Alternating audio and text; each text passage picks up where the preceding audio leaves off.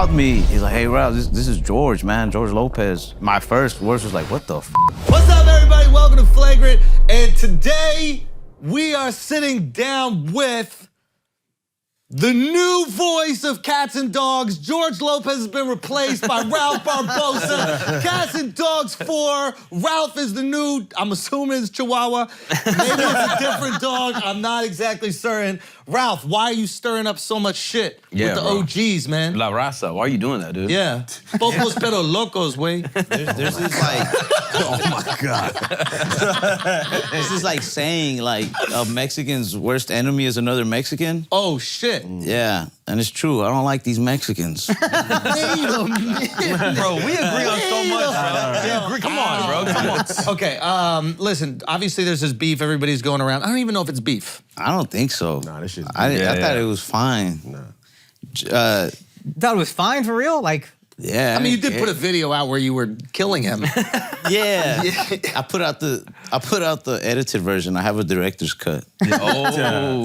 I just thought it was funny because I like that movie, like Carlito's Way. Yeah. And I like the thought of like taking out the old dudes. But the reason that I put that video up was because I just started being on the road, and so every now and then somebody will be like, "You're the next George Lopez." Even before this George Lopez thing, my response was already like, "Yo, fuck George Lopez." Oh, really? Whenever somebody would yell that from the audience, or any Latino comedian they'd throw out, whoever their idols were, I was like, fuck your idols.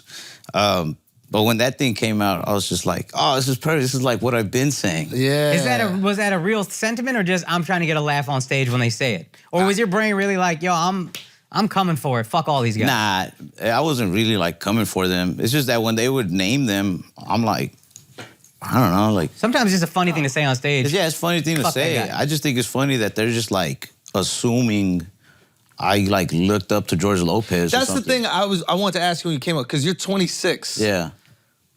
I'm 39. Yeah. And I felt I was young when I was watching George Lopez. Yeah. So I wasn't watching I don't them. think you ever grew up watching him. Even when I was watching them, I was like, I don't get it. Oh, come on.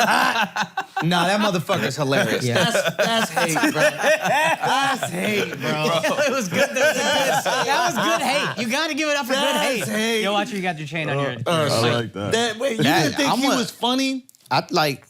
Yeah, he's funny, but I didn't think he was like, I'm not like gonna like, yo, man, I want to watch this George Lopez like special, or like, oh, the fucking show's gonna come on. Like, I would hear people quote him all the time. Yeah. And I'm like, yo, I gotta see that one day. And then when I did see it, I'm like, yeah, it's like, I can't breathe. That was so funny. My chest. yeah, like that. I don't know. Next level, hey, Comedy, now this is what it is. It's like comedy, you need comedy within the context of time, because this is how I felt about Pryor, because I saw Eddie first. So everybody would tell me, oh my God, Pryor's the truth, he's the greatest ever. And I grew up on Eddie. So when I saw Pryor, I was like, nah, he's not fucking with Eddie. Yeah, I feel that. This feels like, I know it's like blasphemy to almost say, this feels like a less funny version of this guy who is the king for me. Yeah, comedy evolves with time. So you're coming up, and also comedy's changing. Like, I imagine when George was putting out that first special, this is the first time Mexicans are seeing a guy relate and share their experiences in a comedic way, especially on fucking HBO. So they're seeing other guys, they're seeing Rock, they're seeing Carlin, they're seeing all these other dudes, and finally it's like, oh shit, yeah, he's talking that thing that I've experienced. Whereas you're watching it and you've seen all these jokes played out for 20 or 30 years by different people, different versions. So if you go back to it, you go, yo, there's better versions of all these takes. Yeah, I guess so. I don't know. I wasn't like huge into stand-up growing up though. Like, yeah. and if I was watching stand-up, I was watching whoever came on TV around that time. Yeah. So it was like Comedy Central. So it was a lot of like Chappelle's thing, or like Patrice O'Neal's like special, like reruns of their like type of stuff, or clips or whatever. And by the time I did see like a George Lopez clip or something like that, I just remember he kept saying, like stuff like Latinos, you know us, and that was like the corniest line in the world to me. For anybody to say like, you know us, man, like, we get down, or like it was just like I don't know, I couldn't get into it. To his point, so not saying it's not funny, I just couldn't get into it. Yo, like, I'm George Lopez side now. Fuck these young kids, bro.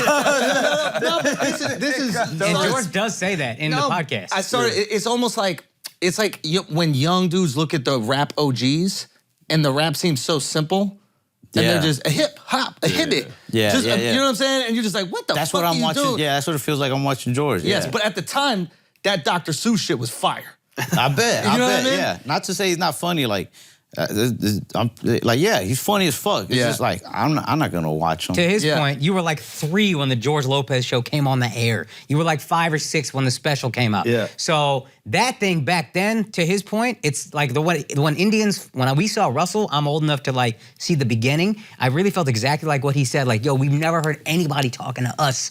Holy fuck, I'm so happy. This is so funny. Young kids coming up now watching that are gonna be like, yo, there's 100 Indian comics. This one, he's doing this simple thing. It's like, no, back then, that was it. That was the only thing. Yeah. And George, back then, nobody was talking to them. So Like you're George watching was this a 15, Mexican 16. comedian. You're Yeah. a comedian that's Mexican. Okay, I see it. Yeah. Do you know what I'm saying? Yeah. But you needed a Mexican comedian. So that I could be a comedian that's Mexican. Yes. All right. You know, because you're not going up there like, I got to tell you everything about being Mexican today. You ready? Yeah. Somebody You know- already told him. You know us Mexicans. bro. Yeah. Now I do, actually. Now I do. After George Lopez, now I get it. That's why you don't have to, because now we know. Dead ass. We're like, we know Mexicans now because George Right. Lopez taught us. Nah. He's like nice. I'm telling you, the dude called me after that whole thing he said. Whatever I wasn't mad when he said it. Yeah. Cause like I'm telling you, like I have like a whole lot of respect for him still. I'm not when he said it, I'm not like, what the fuck, like hurt about it. But I also wasn't like, oh yeah, who cares? It just was like, it's a fucking podcast. You're talking shit. Like, Yeah. So what if he said it? You know what I mean? Like he doesn't know me, so like it's his. He knows you, my boy. But it's his podcast. Like You don't say I don't know somebody 5 times unless you know. Yeah, let you know. But yeah, he called me and he was like super cool. I was kind of like starstruck by it, to be honest, because I wasn't expecting it. But, How did he call it? Was he like no.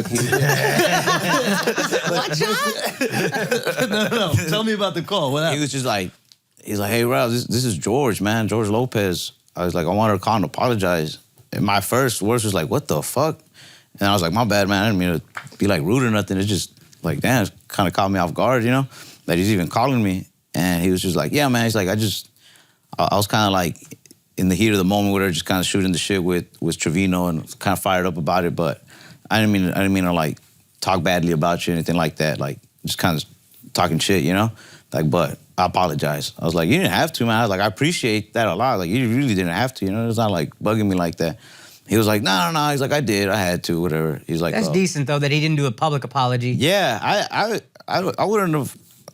I don't think it had to be public at all. A lot of people online were like, "It's fucking, you slander him in public, you apologize in public." Like, nah, bro. Like, then it would have looked like he's just doing it For the them, people, not for you. Yeah, he was just like, he's like, comic to comic, man to man. He's like, I just want to apologize, man. Yeah. He's like, and you got my number. If you ever did need help with anything, you got my number now. Oh, that's cool. Yeah, that was cool as fuck. You gonna take him up on that? See if he's about it? I'll probably wait till I'm like in a really tough jam. Yeah. Murder trial. I'm like, yo, about that time. Yeah, he was cool. It's that Steve Trevino guy. I'm starting to think he's the bad guy in all this. It is weird with the OGs. I think that like, and again, you're a few generations away from George, but I think the perception of the people that we look up to is, for at least from us, you know, like with me, Patrice is my guy. And whenever I had the opportunity to interact with him, like I almost removed myself from it because I was like, I don't want to inconvenience him. I don't want to ask him for help. I don't want to ask him for things. Like, and probably they're twofold. It's like, one, I don't want to be rejected by someone I admire so much. And also like, he could never have time for me. But I think we forget that like, they're also comics despite their success. So they're also looking for some validation, some appreciation, especially from like the next crop. So they would probably love if we reached out. And love if we're like, yo, can I just get any advice? Is there anything, you know, I'm about to experience something you experienced earlier in your career, et cetera. And yeah, like I guess maybe, yeah, I don't know if you've ever felt that way about like an OG that you looked up to. Nah, you got it, huh? Nah, it's not that. I think I like taking advice from whoever, man. Like, Yeah.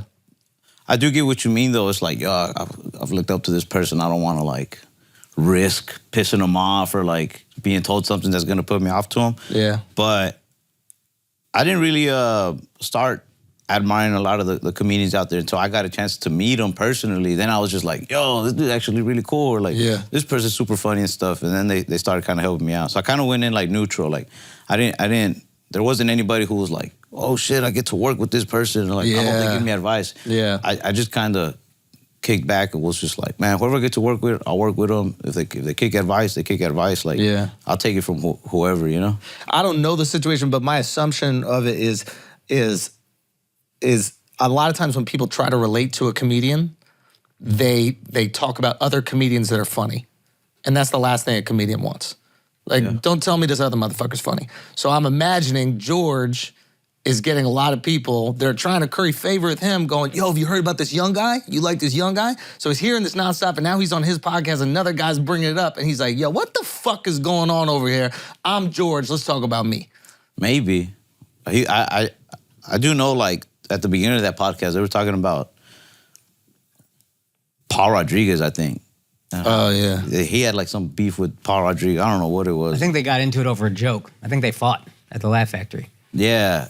And then he was saying how like, I think people wanted him to, like, apologize to Paul or for talking shit about Paul. And he was just like, it's like, what are you saying? Like, it's a fucking podcast. Like, just talking shit, man. Yeah. And then, so, I don't know. They went onto the subject of, like, do you help the younger guys? And George was like, I don't help nobody. Yeah. And then he was probably like a little fired up. Yeah, from that previous time. That's one of the reasons that it didn't bug me is because he was already like proving the like I don't fucking help people. Yeah. Like fuck him, fuck. I feel like they could have named anybody and he would have been like fuck that guy. Yeah, I think he also at one point, if you look, I have heard he's not the most helpful guy, to be fair. I have also heard that. Yeah. Three-dimensional about it, but there's also a moment where he looks off camera and asks his homie, like, you heard of this guy? And the guy says no, and I think he's laughing at George. George looks at him and like lifts his eyebrows. Every comic knows we got a guy going off camera, we gonna fucking go. So then he goes, I don't know, fucking Jeremy Barbasol or whatever it is. Yeah. I think he's just trying to make his homie laugh and he's wrapped up in it, and he's got the emotion. Yeah. But like, I think he just feels like he got a guy laughing. Yeah. Let's build momentum. Yeah, I don't think it was that personal. I think it was very much like a whoever it could have been. My name is arbitrary. Is that how you use You that? really stumbled on it, dude. It could have been. I almost thought that's what your name was. So when you were saying that, I was like, yo, arbitrary, it's great to meet you. And also, word could have got back to him. Like you said, people would say at your shows, like, oh, you're the next George Lopez. And you're like, fuck George Lopez. And maybe word got back to him. And now he's like, yo, that's true. Word, his youngest popping, you know? Yo, that is true. But my defense would be the same, like, I don't know, it's talking shit. Yeah, it's a show. It don't fucking matter. Yeah. If it's like really getting to anybody, I think they would have like told me something personally. You know what I mean? Yeah. I don't think he's heard about it. I don't think. Have you met comics before? I probably said that once, like in Detroit or like Milwaukee, where they were like, "You're the next George Lopez." I was like, man, fuck George Lopez. Like, you're the next Paul. I was like, It gets back to them, bro. Yeah? There's some guy in Milwaukee writing a letter like, boy, you're not gonna believe what I They heard just today. hear it, man, and they just get upset. They're sensitive too. You don't think they are. You like I had a fuck, and I'm glad that you don't look up to them because it doesn't matter as much. But when you admire them and then they let you down like that, that shit, that is It stays with you. Yeah, it's just like I remember there was It would hurt if like Russell Crowe was like, fuck that Jeremy Barbasol. yeah. You're like, what the fuck? Gladiator doesn't like me? That would suck. That hurts way more, bro. It hurts so much. Like Spaniard hates me? Fuck. Yeah, it was it's always tricky, man. I remember Chappelle was on Rogan and Rogan is the best. He's always trying to like give everybody a shout out and put everybody on. And he was like, yo, he was like, Chappelle, you're doing these great shows outside, or in the barn or whatever. And there's another guy who's doing a lot of great stuff online. This guy, Andrew Schulz, he's doing these videos online and turn your phone and he's writing jokes and there's images. And Chappelle just goes, yeah, I don't know about that slideshow shit. I do stand-up comedy. And it was just like, I remember watching like, oof. That would hurt. Damn, like I was upset. And then I realized that like, it's a probably similar situation where like people around Chappelle thinking they're gonna connect with him by going, hey, have you checked this guy out? He's also funny. And he's a comic. He don't wanna hear about that shit. He wanna hear about how he's funny. Like I've had friends who are just at random shows in New York saying that he'll like bring me up on stage and like, take little shots. Damn. It could be the top of the game. George Lopez, Dave, they'll hold on to shit. That's nuts. Yeah. And the lesson is to not let that happen to you, because there will come a time, you keep going, you're gonna be the king, and there's gonna be a motherfucker that's gonna take your spot to the youth, because you're gonna be old. You're gonna be 46, 56, and you gotta remember, I can't be like that. Yeah. I gotta break that pattern. And Everybody's that's tough to a do. Benny Blanco until they get Benny Blanco'd. Yeah, yeah, exactly. 100%. But right now, it's my time, so I'll enjoy it. There you go. Okay, so you can't move out of Dallas because you got a kid. Yeah, I got a 4-year-old.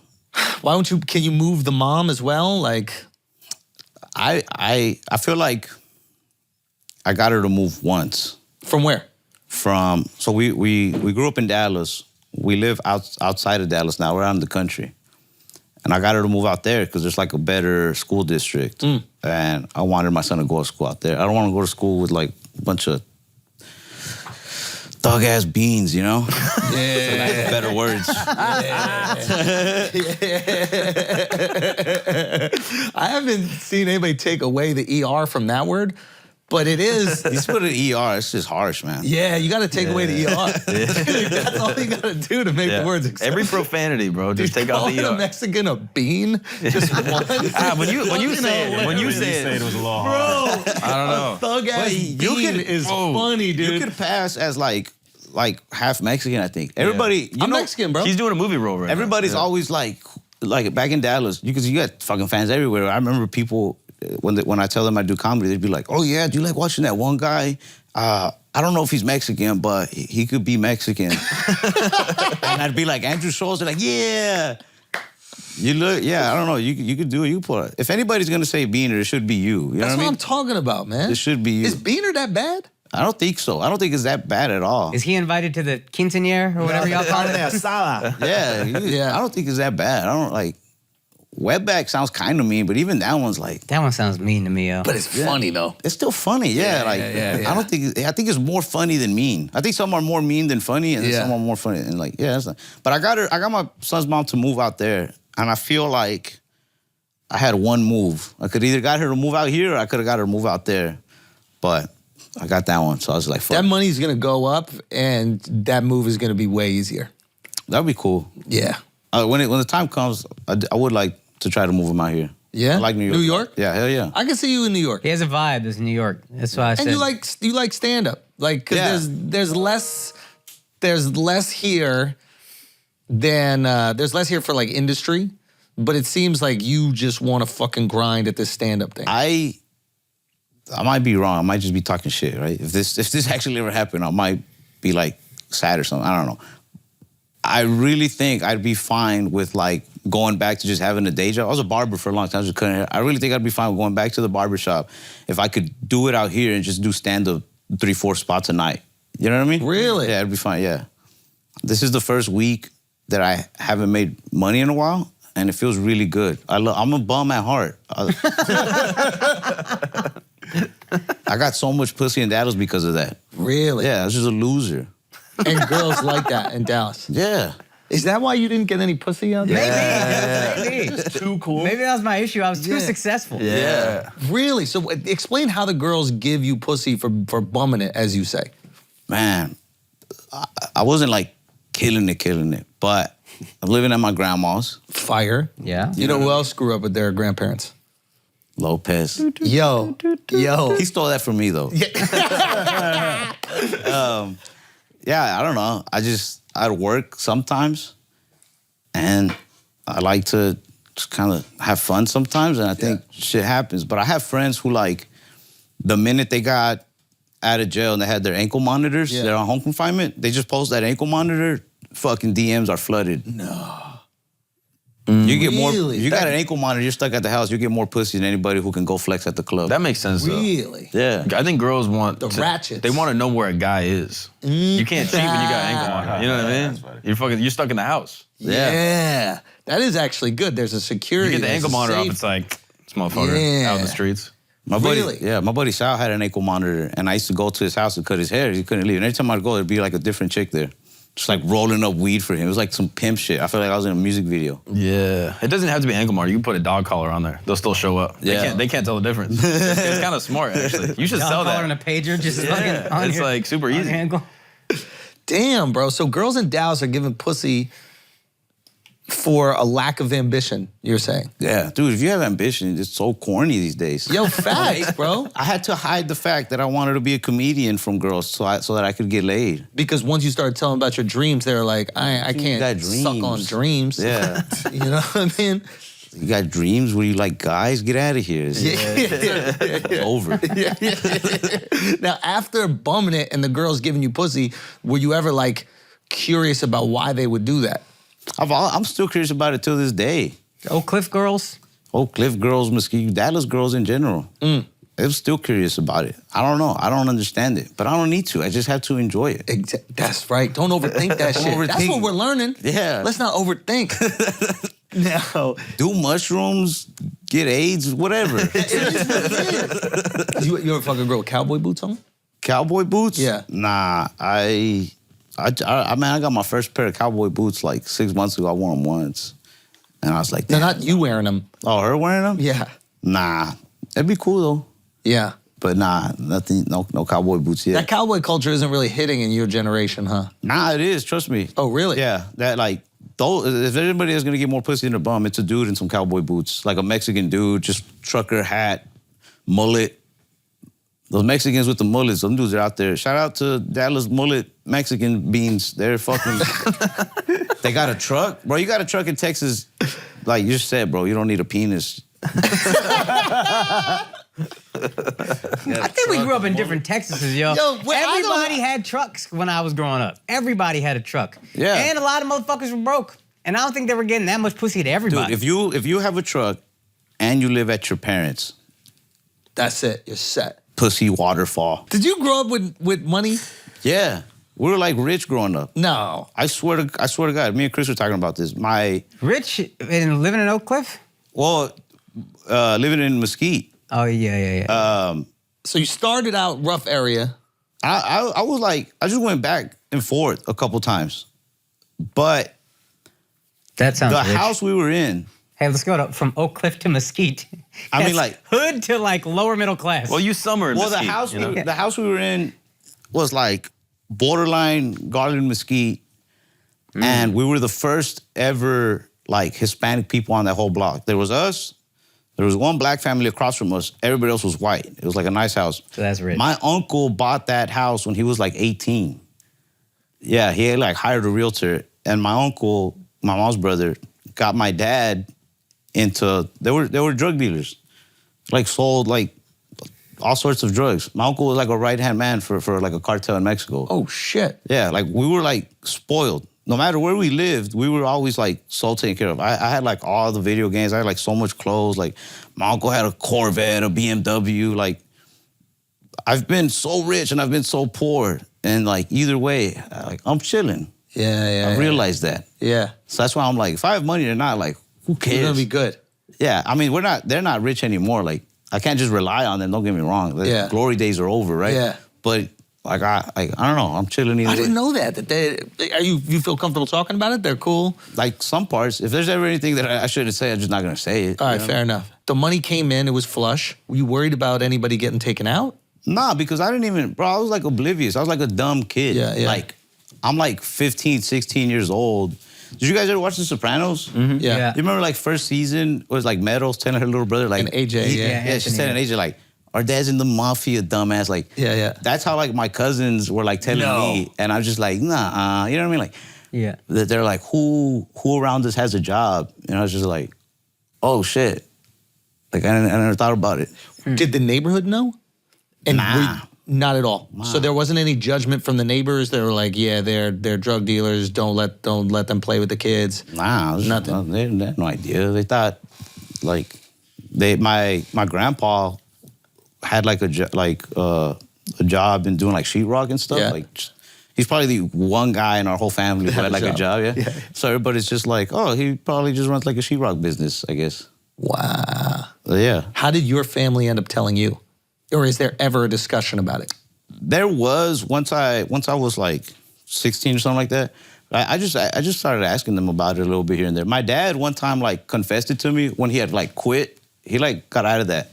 He got out of that, and then like 4 years after he had quit, he was running. He had like different businesses he'd run. He had like a body shop, and like a painting. Like they used to go paint like apartments and buildings and stuff. Yeah. And one day, like 4 years after he had quit, he was like running a job site, and like federal agents just showed up and were like, "Yo, you're under arrest." So he had already told me before that. And I had like questions here and there, but I didn't want, like, that's their life. I didn't want to get too much into it, you know what I mean? Yeah. But wild experience. Yeah. Well, I'm telling you, we lived like kings. So was it worth it? I asked my dad that, and I've asked my uncle that, because they went to the feds. They've done their time, but it wasn't like behind bars. It was like prison camp. They went to the country club. Minimum security or whatever. Yeah, because they had no records. They had no like violent records. But did they like, flip? Did they? I don't think so. They told me no. I'm like I said, I still don't ask them shit, because like. And the cartel would probably handle that if they did. Yeah. I do remember walking around is I do remember when my uncle was on trial, him telling, like, I asked him a little bit about it, because like I'm curious, but I'm also like scared probably. It's just that they never talked about it to anybody. Yeah. So I did not want to. It's kind of like what you said when you look at the comedians you look up to. You don't want to fanboy and then they be like fucking crush your dreams. Like, yeah. I didn't want to feel like I was disrespecting my uncle or my dad or any of the serious shit they had going on by being like, do you know Al Capone? Like some stupid ass question, you know? I'm like, but I'm just grateful they gave me a fucking badass life. I'm grateful they're alive. Like I don't know what their business is. I don't know how, like, I know my uncle would be stressed a lot. You know what I mean? I did ask him like one time, and I just remember him saying that like his bosses in Mexico were like thinking of prison in America as like a joy. Like don't do that. Like just come down here. Like retire down here. Like we'll build you a Cabo. Like, but my uncle was just like, nah, just. Because he had his whole family here, and he didn't want to leave the family. He didn't want to force the family. I don't think he really cared too much about all that. He's like a family man, but he's not like this like come home and kiss your kid on the forehead. He's just like had a son here, a son there. He'll spend time with him, but he's not like, he's like a bachelor life type dude. You know? But I think he just felt like, fuck it. Like I made my bed, I'll lay in it, like handle up. You know what I mean? Like right. And so yeah. I think the shit they were doing, if they would have flipped, like, there would have been definitely consequences, you know what I mean? To Andrew's early point, do you think that's where you kind of got this? I'm assuming in your family there's this idea like, look, whatever happens tomorrow, we can't really worry about that, because tomorrow everything could go. We could be killed, we could be in jail. Yeah, so I let's guess just worry about today. Who cares about tomorrow? Do you think that was passed on to you? Maybe not. I don't think anything of them was passed on to me. You don't understand, like in my family, I'm like the Corky Romano, brother Fredo, like dumbass. Like the fact that comedy's working out for me now they're just like, yo, good job, Ralphie. But like for the longest, they're just like fucking moron. But I don't like, think that I'm the one guy in my family who like finished high school and they're just like, he's a pussy. Like so everybody else was family business or involved kind of thing. I don't want to. Those younger, like my cousin Carlos, he's like an older brother to me, love him to death, right? Me and him were like the spoiled, like, my cousin Carlos got into his fair share of trouble, but he was more like thug. When you think of a thug, you think about this dude, like tattoos and shit. Yeah. But our parents were more like, they looked like they operated a cell phone store, looked like managed that store, you know what I mean? Yeah. They were very like, don't look like an idiot. Exactly. Like, what's the matter with you? Yeah. Yeah. But we were like spoiled, man. We're like the son from John Wick, the first one, remember? Where it's just like, you stole John Wick's car, you little moron. Like, we're like the little dumbasses who are like, our parents are this. But my cousin Carlos got into his fair share of stuff, and a little relative here or there maybe got into other shit with them. Yeah. Never on their level, but something. But I never touched any of that. But you were observing it all. I'm observing it. But I also knew very much, like, that's not me at all. Like, right. I'm not. But you're chill and you're taking it all. I mean, because I've watched a lot of your stuff. Like, I think the first time your comedy came up, it was like maybe a Don't Tell comedy clip. Yeah. And here's actually an interesting connection is like, seeing that, it was a really funny clip. And then I saw a bunch of other stuff come up from you. And it was in that moment that I realized that, like, Don't Tell comedy is the new Comedy Central. Whereas, like, you can find young new comics. This is back in Comedy Central, like early my days, when it was this platform that could like showcase young people. And I was like, oh, it's transitioned to YouTube, and a guy like Ralph and there's other people can start their clips go viral, and then all of a sudden there's this interest. And I was like, oh wow, something is happening over here. And But I remember watching a bunch of your stuff and even like talking to you now, yeah, the kind of energy I'm getting it is like you were around some very interesting things, and I imagine you were kind of chilling in the cut, taking all of it in, and it's all kind of swirling around. And then when you took your shots, obviously you have your lines. I imagine you've been funny your whole life, but nah. Sometimes, I guess. But not funny in terms of like, I need to jump on top of a table and everybody look at me. Nah, yeah, I don't know. I think like half the rooms I was in, I was like the clown, and then the other half, I was like, I'm gonna keep my head down and not say a word. Yeah. But it's really interesting to see like, fuck, Ralph, what a life, man. Yeah, that's crazy. Yeah, I'm only here because I'm a loser in my world. Failed drug dealer? Yeah. Yo, Ralph can't deal no drugs. Yeah, man. but that's what kept you alive, though. Yeah. I'm telling you, like. Maybe that's why you also embrace being a loser, because it's like, that's what kept me alive, is being the loser of the family, not getting in any of that. I don't know, it kept me alive, but it kept me out of trouble. That could be an interesting one. Maybe you have like supremely high emotional IQ, and you're like, if I let these motherfuckers know how smart I am, they're gonna make me take over the family business.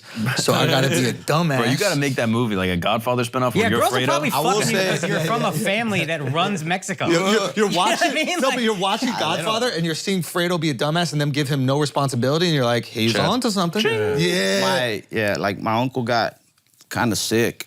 He ended up like in the hospital around Christmas time. Okay. And a lot of my family had to drive. He was taking a trip back from Mexico. Because he's like a free man now, right? He's just like, whatever. He's visiting family in Mexico. He hasn't seen her in a lot of years, and he's coming back, and he ended up in the hospital. So we had to drive down to like South Texas, like to the border almost. Well, to the border, and like be there. But I remember it seemed like a lot of my family could not afford to be there for that many days, because he was in the ICU for like 2 weeks or something. Oh, shit. And so, like, I do remember this is, like, around the first time I'm having money. So I spent a lot of money making sure that they could all be in hotels to be there with them. And I did kind of feel like a Michael, like, it's all right, Pop. Like, you know what I mean? Like, I want to take care of it, Pop. You know what I mean? It seems like right when you're having success with something, you're like, I should not pursue this. Yeah. Like, in the beginning of the pod, you're like, I want to be a barber again. I paint. But it is funny that you think girls are fucking you because you're a loser, and they're actually fucking you because your family is royalty. Like, you're Prince Harry of the cartel, and you're like, oh, I don't know. They're really spoiled. He had sneakers. He had clothes. He had You rejected an entire gender. No, but you don't understand when I'm 18 and they're gone, like, they didn't leave money for me. They're not like, hey. But the girls don't know. These Mexican sex slaves think they have to have sex with you. Nobody like bought me a car. Like, I'm spoiled, but I'm still like my own man to them. So they're like, fucking earn your own buck. Handle like, your shit. Do your shit, yeah. You got the name is all When I'm you were a saying. kid. When I was a kid, they was like, here's everything. Yeah. And then from one day to another, they're like, you should have earned it all on your own, dumbass. Like, so I had like all sorts of different jobs. But it's true what you're saying. Like, once I started reaching some shit in a job, like I would leave. I was painting cars for a long time. My dad ran a body shop. Yeah. His younger brother, my uncle, worked there for like years and like taught himself how to paint and shit, and he taught me. And once I got a job, I ended up getting a job at somebody else's body shop.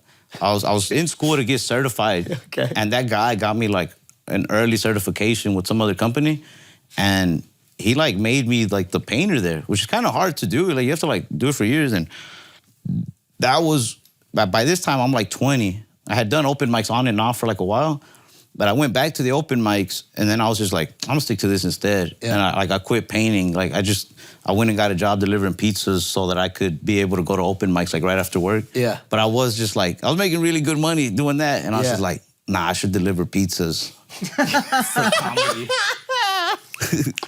No, you love this comedy shit, man. Yeah, I always loved it a lot. Tell. Yeah. You love this comedy I love it a lot. I love it a lot. You remember the first person you saw do stand-up? George Lopez. Imagine. Nah, like live? Not live. Not Video. live. Yeah, Video? just the first person. Dave Chappelle. Really? Yeah, Dave Chappelle. Cause For what it's worth? Killing Them Softly. Killing Softly. But I didn't know. Like, I didn't get what was going on. I didn't really get what stand-up was. I was just a Chappelle show fan. My uncle, who I'm telling you, is a fucking huge comedy fan. He loves comedy. Yeah. So he always had like the Chappelle show on DVD. Yeah. And he like left one at my grandma's house one time, and I was like, I don't know, man, like 9 or something. Yeah. So I started watching it. You know, it was fun. I was like bringing all my friends over to watch Chappelle show and shit. And Rick James, all that shit. Like, brilliant. Every fucking sketch was just like Whack Arnold's. We were quoting the shit at school. Yeah. And then one day flipping through the channels on Comedy Central, because sometimes I'd catch it on TV. Yeah. One day he came on and I was just like, oh shit, Chappelle Show. But it was he just followed kept by talking. And I was just like, yo, when's he gonna do skits? What the fuck? Yeah. But then I just kept watching it and I was just like, oh shit, it's just like stand-up comedy. Like, and I've seen it here and there, like on movies or whatever. Right? Yeah. But I'm just like, oh shit, like he's a stand-up comedian. Yeah. And like then I got it. Yeah. You know what I mean? But yeah, I was probably the first ever person I ever saw doing stand-up. And when you watch, Kill Him Softly was so fucking good. But when you watch him do stand-up, you understand why the sketch was so successful. Because he builds the sketches in the stand-up. Baby on the Corner is a sketch. Right? Yeah. You know, it's just like, I remember seeing the sketch show and being like, oh, wow, you're just adding color to these already brilliant ideas. Yeah, I definitely felt that. Like I think one of the first sketches I saw on Chappelle's show was the Everything's Better in Slow Motion. Yeah. So that one, I don't know how to deliver that on stage, right? But I think that was like the perfect sketch. Like they did like the 3 versions, the when they're in the laundromat and the detergent comes squirting out, the club shit. That shit had me, I'm like 9 years old, like crying. Right there. But once I saw him, once I'd watch like the full episodes and see him kind of introduce the skit with a little bit of stand-up, it kind of like clicks where I'm just like, yo, each sketch is like a bit like that you could just perfectly do on stage. You know? But yeah, that show right there. Who was yours? The first person was, I listened to Eddie Murphy on cassette with my dad. Man, your dad was a stand-up fan? Yeah, he loved stand-up. Like him and his friends would listen to Pryor on a record at a party. That was like a common thing to do. You just like have it going on a party like music. You close with your dad? Yeah. And then, but like for me, then Chris Rock, I think, was like the first person when I was maybe in my teens where I was like, oh, this guy kind of thinks in this, counterintuitive way. And he like makes these really cool arguments for things that like shouldn't be argued for. And I really like that, And I was like, I remember Bring the Pain being like, this is what really stand-up cool. is. Yeah. And then Patrice. Patrice was the best I ever saw. For me, my top 2 it's Chappelle and then Patrice. Yeah. For me, it's Patrice. I mean, Chappelle's obviously up there. He's brilliant, but like seeing Patrice live. I wish I could have seen that. It was so. We were at the Elephant in the Room taping, but like we saw him also just like at clubs. But like seeing him live, it was just like the most pure form of it. Like you ever on stage and like you'll have like glimpses of the best version of yourself doing stand-up.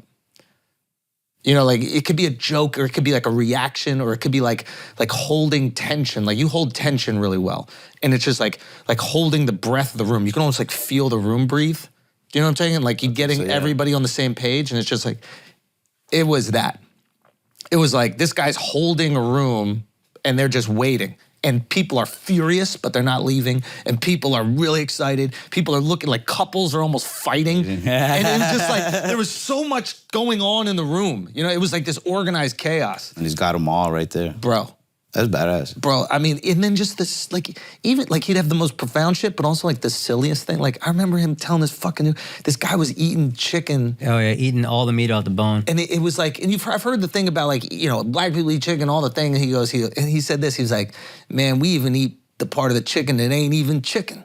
That little part that's like, it ain't bone, it ain't chicken. And he's like, I forget, it's like Lego. Or he had like some like reference for it. And it was just like, I don't know, the guy was fucking special, man. Yeah, I'm always curious about like guys early, like who are those people that decide what comedy is for you? Because we see comedy all the time. You watch movies and then something hits you and you're like, oh, fuck. This can work, Yeah. Yeah, the holding tension. I think that's another reason why your stuff works so well online, because there are certain guys that are great live, but they don't translate through that. Have you ever experienced a comic like that? Yeah. I see guys who like, I can't even get into their clips very much, or like their social media is just not growing. They're not on it enough. Their clips just aren't engaging. Yeah. But I've seen them in person And murder. And I'm like, bro, I wish I could do that. I would give up social media presence if I could be as good as you on stage. Yeah. That shit just, I see that a lot. But I think you're one of the comedians that kind of capitalized on like the internet, like firsthand. People were just like, whoa, shit, you fucking off of YouTube just blew it up. I think it was like what was it, like 441? Yeah.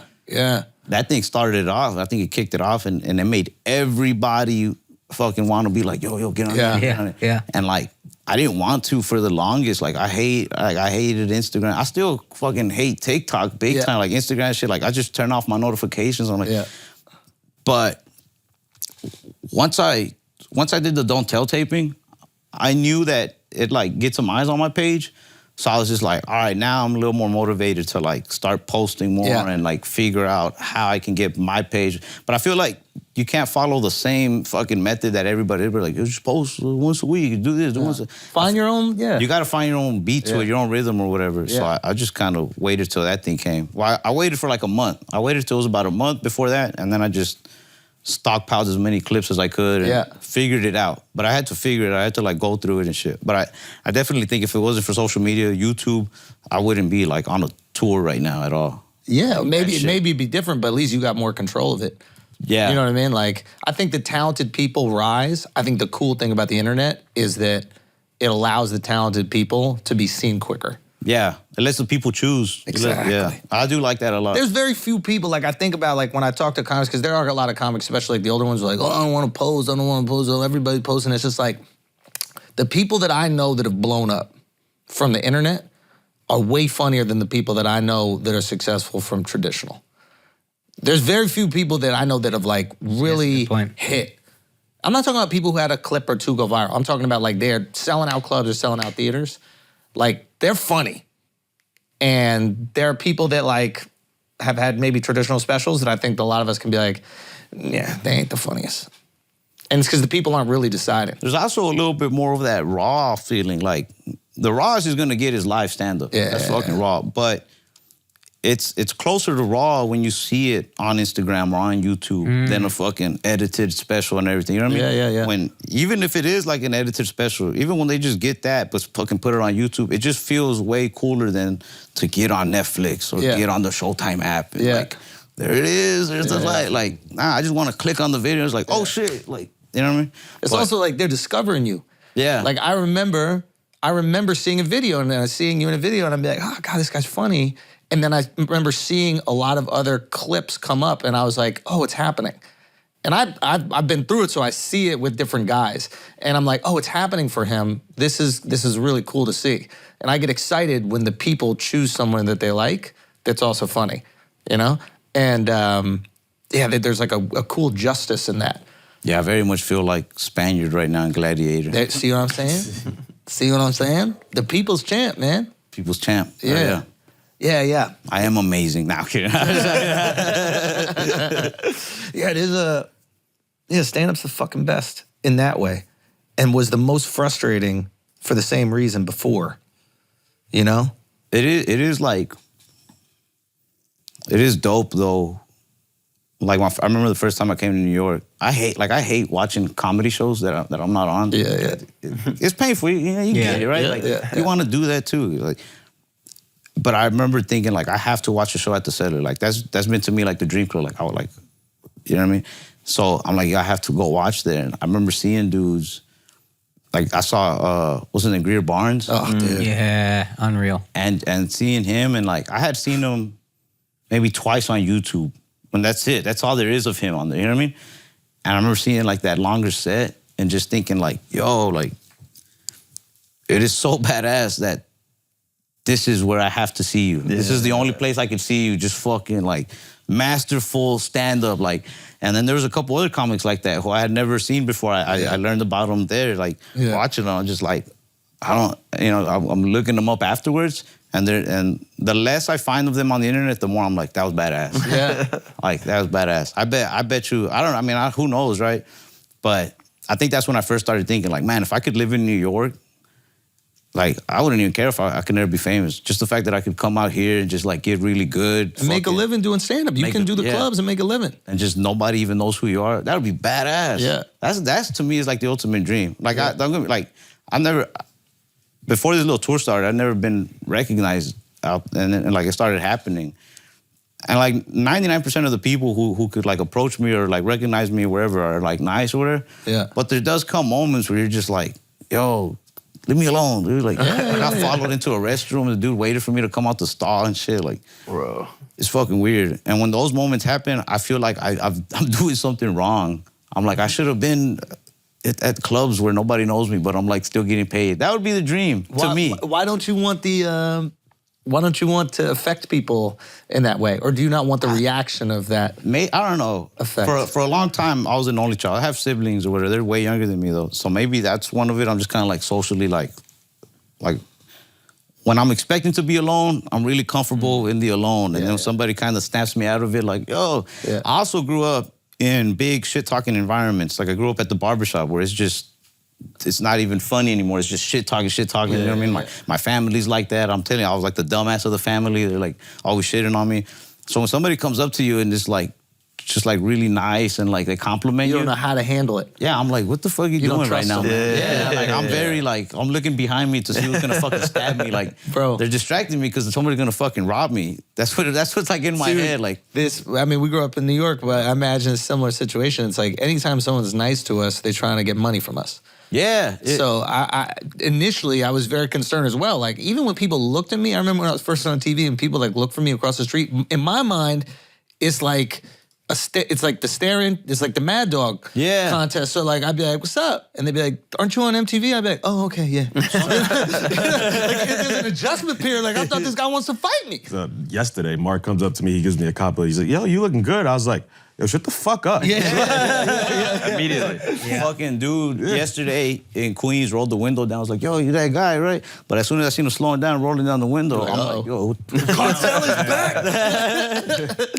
Yeah, so it takes a little bit to adjust, but I will say there's do you fuck with Norm at all? I feel like you would fuck with Norm McDonald. Oh, yeah. I feel I'm like a huge Norm Macdonald. Yeah, Norm is great. Yeah, that dude's fucking badass. He had that set. I think this is the set that made me like, when I started doing comedy, my first two goals, ultimate goals was like, I want to do late night and I want to get in at the Cellar, right? Yeah.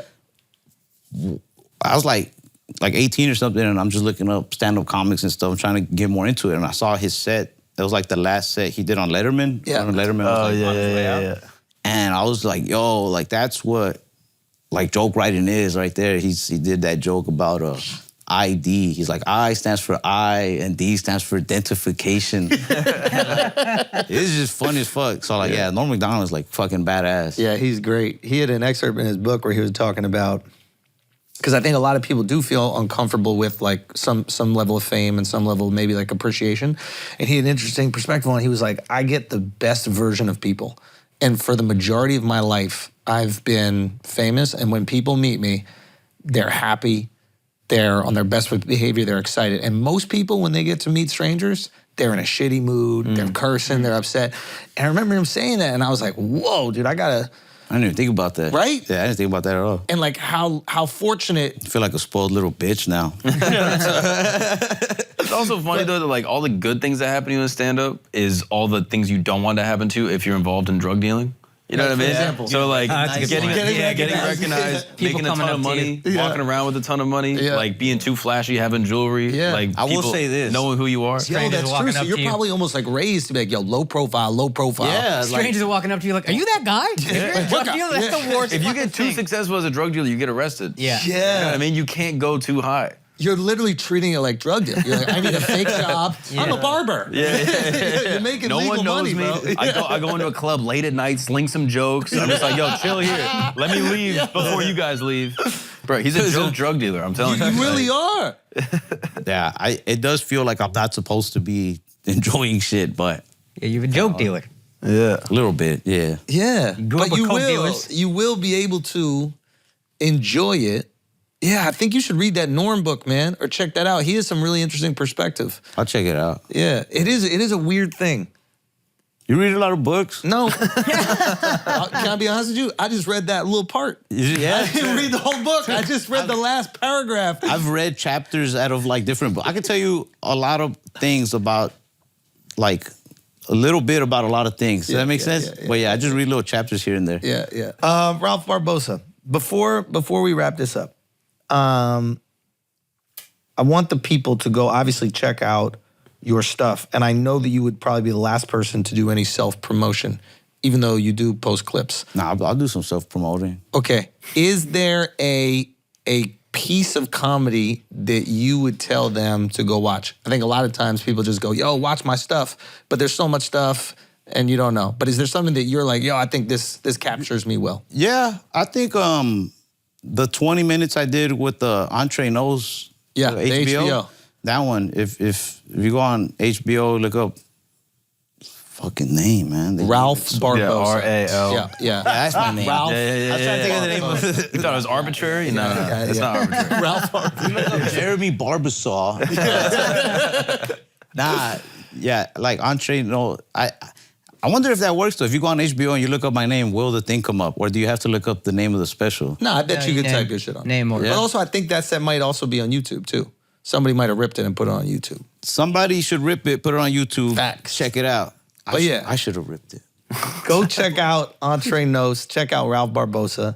Follow me on Instagram. Yeah. What's the Instagram? Ralph Barbosa 03. It used to be Sweet Baby Ralph. What happened? I don't know. I let people get in my head about changing it. Yeah. What are you gonna do? But also, change it back. You can always. People were like when I. What is the 03 also? My son was born on the 3rd. Okay. So I was just like 03. Yeah. But when I was He was at the end born of the show in 2003 or on no, the on 3rd? the 3rd of like January. Why not just 3? I don't know. 03 just zeros. Zeros are cool, man. Yeah. He would have He's a liberal. Yeah. I gotta chill with this libtard shit, bro. Fucking Joe Biden ass questions. Okay, so. Yeah, I don't know. Whenever I'd be like at the end of a show, I'd be like, yo, follow me on Instagram, Sweet Baby Ralph. People were like, how are you spelling baby? Or like, how are you spelling sweet? Like, so I was just like, you know what? Just look up Ralph Barbosa. Yeah. It's fine. But yeah, Ralph Barbosa 03. Bye. Ralph Barbosa, everybody. Give it up. Hey.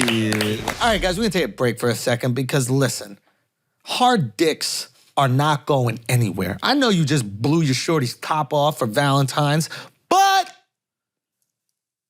we don't let the foot off the gas. That's right. For the rest of the month of February, you got to keep on slapping cheeks. And the way that you're going to do that to the best of your ability to satisfy your girl, your side chick, your ex-wife, whoever, is with the chew. Blue Chew, okay? Same active ingredients inside Cialis, or Viagra, whatever. Who gives a fuck? This is the chewest one we rock with, okay? And you're gonna get it for free. That's right. First month free. All you gotta do is pay $5 shipping. Go to BlueChew.com. Use the promo code FLAGRANT. That's the best dick of your life. You are welcome. Now let's get back to the show. We have a conspiracy for the ages. Multiple conspiracies for the ages, okay? That's the lighting I need. Which one do y'all want to start with? Do y'all want to start with Twitter or do you want to start with the UFC? Oh. You decide. We can go Twitter. We can go You Twitter. want to go Twitter? Yeah. Apparently, Elon didn't like how many retweets his tweet got or likes his tweet got. Joe Biden was burying Elon during the Super Bowl. And you know what he did? He's like, engineers, I need you to find a way to boost up my tweets if they're not doing well. That's embarrassing. Is it? That's some bitch boy shit if you tag. Is it? Is it though? Or did he pay $44 billion for a motherfucking social media platform and he should be able to boost wherever the fuck he wants? Imagine you bought a house and you can't do nothing special in it. Yeah, but you can't talk all this shit about censorship and free You gotta speech. sway me. You own the house, Al. You gotta sway me. But don't let that leak, though. Don't let that leak, bro. It's because he's got these fucking lib cucks working at Twitter, and he didn't weed them all out. You These think- liberal cucks. You think maybe they made up the story to make Elon look bad? Oh, are we conspiracying on top of conspiracy? Yeah, did we start with conspiracy? Why stop at one conspiracy? Go. I'll listen. First of all, I think if indulge. it's all about free speech and not censoring, you gotta let that shit rock. But also, if you see Biden's thing outperforming What was Elon's. Biden's tweet? We need to see that first. It couldn't have been good. Probably mad misspelling. That was just him talking. Oh, okay. I thought you were speaking Akash. But I need to know the tweets. I need to compare them. But keep going. So maybe, first of all, Elon maybe did have a meeting like, hey, you guys need to do X, Y, and Z, and they didn't want to be there on fucking Super Bowl Sunday or the Monday morning after the Super Bowl, and like, you know what we're gonna say? We're gonna say this meeting was because Elon wants to boost his own specific Twitter and defy all the rules he said he was laying down when he bought it. Did he ever say that though? They don't like working for him. No, he basically said like we shouldn't censor, we should have free speech. This is in He's its not own way censoring. He's not having censorship. free speech. He's just making sure his speech is a little bit more free. Yeah, that's not free to me. But also He's got Jill Biden walking, caked up. No disrespect, obviously, to the Presidente, but everything But better if you in met her, slow-mo. you give her a little smooch or what? listen, I'm not going to disrespect. Why is that disrespect? Why is that disrespect? Well, you didn't know what I was going to say, did you? Yeah, well- I'm not going to disrespect the First Lady by not laying it on the lips if that's what she wants. Gang, You know what I'm saying? If the First Lady comes for me, she's from a different time, bro. This is a different generation. Yeah. She's Back into in the it. day, you used to kiss people on the lips. I saw my mom do that with a guy once. What? Yeah. weird. Who was the I guy? was upset. You fought him? I didn't fight him. I was too young, but she was doing a dance, and it was a choreographed dance. There was a kiss at the end of the dance. I'm asking my dad. I swear to God. son, that's- I'm like, why y'all subjected me to this? Wow. Your dad should have burned that whole place down, son. Son, Fuck, there's it no was his- more dancing. it was his No more place. dancing. Son. Just burn it down. Burn it down, No more right? dancing. I asked Dad, I was like, yo, you good with that? We gonna swing on this motherfucker? Yes. that was After dope. he just swung on my mom. No, but like, is this? They were swinging. No, but for real, like, what the hell's going on? They're like, oh, it's the choreography. I'm like, how necessary was that? Yeah. Not necessary. to At be honest, all. At all. They was swing dancing. Swing dancing. Yeah. That's Yeah. They didn't have Come on, CGI at son. the time. CGI was not a thing. no CGI. Just Yeah. planted lips on my mom. My mom got some big lips. Okay. Honestly, Al, that all was respect crazier to than my mom. Al, what you said was crazier than all what he respect said. to my mom. All respect, because I love my mom more than anything, but the lips aren't the biggest things on her. He might have missed. You know what I mean? He might have, you know what I'm saying? He might have thought it was cheek. Okay. That's what we could say that. We could look at it. And I wish that they told me that instead of, that was an intentional part of the fucking choreography. But then you would have got deducted points for missing the choreography. That's, You know what I mean? You that's want a to get the good point. 10.0 rating. We can't be missing choreographed Yeah. moves. That is a Your good mom's ass a winner, point. bro. She's a winner. My mom's a winner. This why Hunter's a crackhead. What? This why Joe Biden's kid's a crackhead. Because his mom's smooching everyone? You can't look at your mom tonguing down everybody. There's no tongue. At a There's family no tongue. gathering. It was a peck. There's no tongue. It's a peck now, but back in the day, you don't know what it was. You think they got more conservative? Sucking lips. Okay. Hell yeah. That's traumatizing. That is fucking traumatizing. Jaden Smith, he's crying now because his mom just going around kissing everybody. That's actually Everybody. a good point. Oh, that's what did it to him. Yeah. I hope he don't get on the crack. Shit, I hope not. I hope he don't get on the crack. Yeah. We got to protect Jaden. you know At what I all mean? costs. At all costs. At all costs. All I'm trying to say is, what the fuck were we talking about? We're talking about Twitter. Oh yeah. If Elon Musk, what's the point of owning some shit you can't do what you want with it? That's what I'm saying. He's not the president. He's just like, yo, make my shit the first thing you see. Which is completely reasonable. Tom was your first friend on Facebook or That's on MySpace. right. That's right. And no one was like, oh, this guy's making friends with everyone. No. Also, it's not like he was publicly appointed. He bought the shit. That's what I'm It's saying. his. Yeah. We're lucky we get to be on it. okay. Literally. If he don't want us on it, we don't have to be. I don't know about that. Yeah. We're lucky. We need to say thank Do you you. think about this with your apartment? Maybe. Keep going. Are you like, man, I'm so lucky the landlord doesn't let me, pay to be here? Have you tried to get an apartment in New York? Yes, I have. Have you seen the anxiety? The Shifty's messaging me at 3 in the fucking morning like, listen, there's a shoebox off fucking Canal Street with 3 rats in it. It's going for $3,500. Maybe I can go look at it. I need to Yeah. get an appointment to observe it. Yeah. So to answer your question, I don't really remember what it was.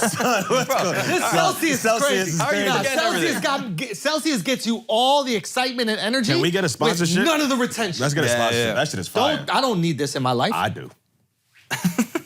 Talk to me. What are you trying to forget, bro? That shit woke me up. Are you going through something? Why are you trying to forget everything? I mean, trauma. Yeah, drama. My mom be kissing niggas. No, that is something that you said didn't happen. You Yeah, said your see. mom wasn't dating. He doesn't blocked it remember. out. You did block it out. Enough Celsius, you forget anything. But isn't that nice that even though your mom was single, that she just wasn't getting her cheeks rinsed through your whole childhood? Come on. Come on, B. He said he did it. Come on. I said she wasn't. You just can't put those words in the same sentence as my mom. What? Even if it's good. Do you want him to say she did? No, I would never say she did because that's not true. Yep. What I'm saying is she did not get fucking snowplowed every winter. That's what I'm I don't saying. see what's wrong with this at all. That made me actually. I don't see what's wrong with this at all. She did not. My mom's getting pecked up. Whoa. My mom's getting pecked up. See, peck sounds nicer than snow plowing. Like, that's a little But that crazy. didn't happen to your mom. No, say what didn't happen to his mom and see how he His mom takes it. didn't get the battering ram. Well, don't disrespect my dad. Don't disrespect my dad. Don't disrespect my dad. No, that's right. Your dad did it twice. Bare minimum. At least. Bare minimum. At least. Twice. At least. Al's mom wasn't getting dick punched in her forehead. That is a true, factual thing. Factually? Yo, she wasn't getting nothing. She had too much respect for herself to do that. Mom, Al. I'm sorry, Mom. Yo, I'm no, sorry. she wasn't. She was not. She respected you and herself I too got much. chill. Yo, you gotta chill. You gotta chill. You know What I did I say? mean? All I know is that wasn't happening to your mom. I can't even say Yo, it. you That know was so what? crazy. What wasn't happening to Mark's mom? Because you need some smoke too, bro. I have no mom. I don't even have a mom. I'm an orphan. Your 9 mom, kids, dude. I'm an orphan, bro. No. Your mom was obviously raising a family. She was. Okay, and she wasn't getting stretched out like Gumby. she wasn't. That wasn't happening. That was not happening. That definitely was not Actually, happening. technically, that's right. That was not happening. Yeah, That there was wasn't no happening. Stretch Armstrong going on over there. Nothing at son. all. None of that. Nothing at all. Yeah. That No shit Mr. was just Incredible. regular. Yeah. Do you know what I mean? Your mom wasn't getting treated like Dawson. That's Dawson. fact. You know what I mean? Your mom Crazy, wasn't bro. getting yoga flamed. You know what I mean? What I'm trying to say is That's that's crazy, a good bro. thing. Y'all didn't go through what I went through. Having to watch your mom do a waltz, get pecked down. Yeah. You know what I mean? That's trauma. My mom's watching this right now. How dare you put me through that? Did she kiss you after? Probably. Ugh. Probably. Whoa. Yeah. You don't know what this is like. Where did she kiss you? All your moms did nothing. Where did she kiss you though? Your moms didn't receive not one sledgehammer You got from another a random dude. another You know what guy I mean? on your lips. From a random dude. From a Don't be random disrespectful. dude. My mom got at least one. Yeah, your mom got at least one. I'm not saying your dad's respect. short-dicked. Yeah. I'm not saying that. Yeah, you're not saying that. So it's okay. Your 'Cause dad you're is not saying it. short dick. Yeah, because you're not saying it. So I'm it's not okay. saying it. Yeah. That's See all. how that works out? We're It's not very saying it. simple. I'm not saying that at all. So Biden tweets. Biden can tweet whatever he wants. Yeah. You know? And that's Biden fine. tweet whatever he wants. If he wants to show his wife was walking. Yeah. Slow walk too. What was that? It was slow walk. Everything's slow walk. Everything's better in slow mo. Facts. Come As on your now. president, I'm not picking favorites, but as Jill Biden's husband, fly Eagles fly. Yo, I hate it when Ooh, that's a ball. That's fire. You know what I fucking hate? When like motherfuckers downplay their success to be a husband. Like, you know, like I'm not the president. I'm Joe Biden's husband. It's like you can only say that because everybody knows that you're the fucking president. Oh, you mean like when you give like a Valentine's Day or happy birthday post? Like, Look at my post. Look at my post though. Oh, you Look kept at my it post. real. I'm ready for Let me it. see, let me see, let me I'm see. ready for it. Nah, I know. This motherfucker was there writing an essay yesterday about. That's on the card. Oh, I thought My card was fire. I bro. thought that was the And post. honestly, she didn't even react that much. And I took it back and I started reading it. Like, did I fucking misspell some this is shit? the wrong card? I literally took the card back from my wife and read it out loud. Like, I don't think you actually read it. Yeah. I think you're too distracted by the flowers that you're not putting the time in. What's up, boo? Okay, look at this. Happy birthday, my everything. Thank you for making me the luckiest man in the world. I love you. That's fire. Oh, okay. He's identifying as somebody's husband. You can only do that when nobody thinks that you're that. A liberal cuck, bro. That is so. So it's a flex. You're just saying it's a flex. No, but he's also identifying himself as your president. He's I'm saying saying it's fake humble. He's doing the fake humble. I'm saying he don't really think of himself like that, and he knows that he's not that.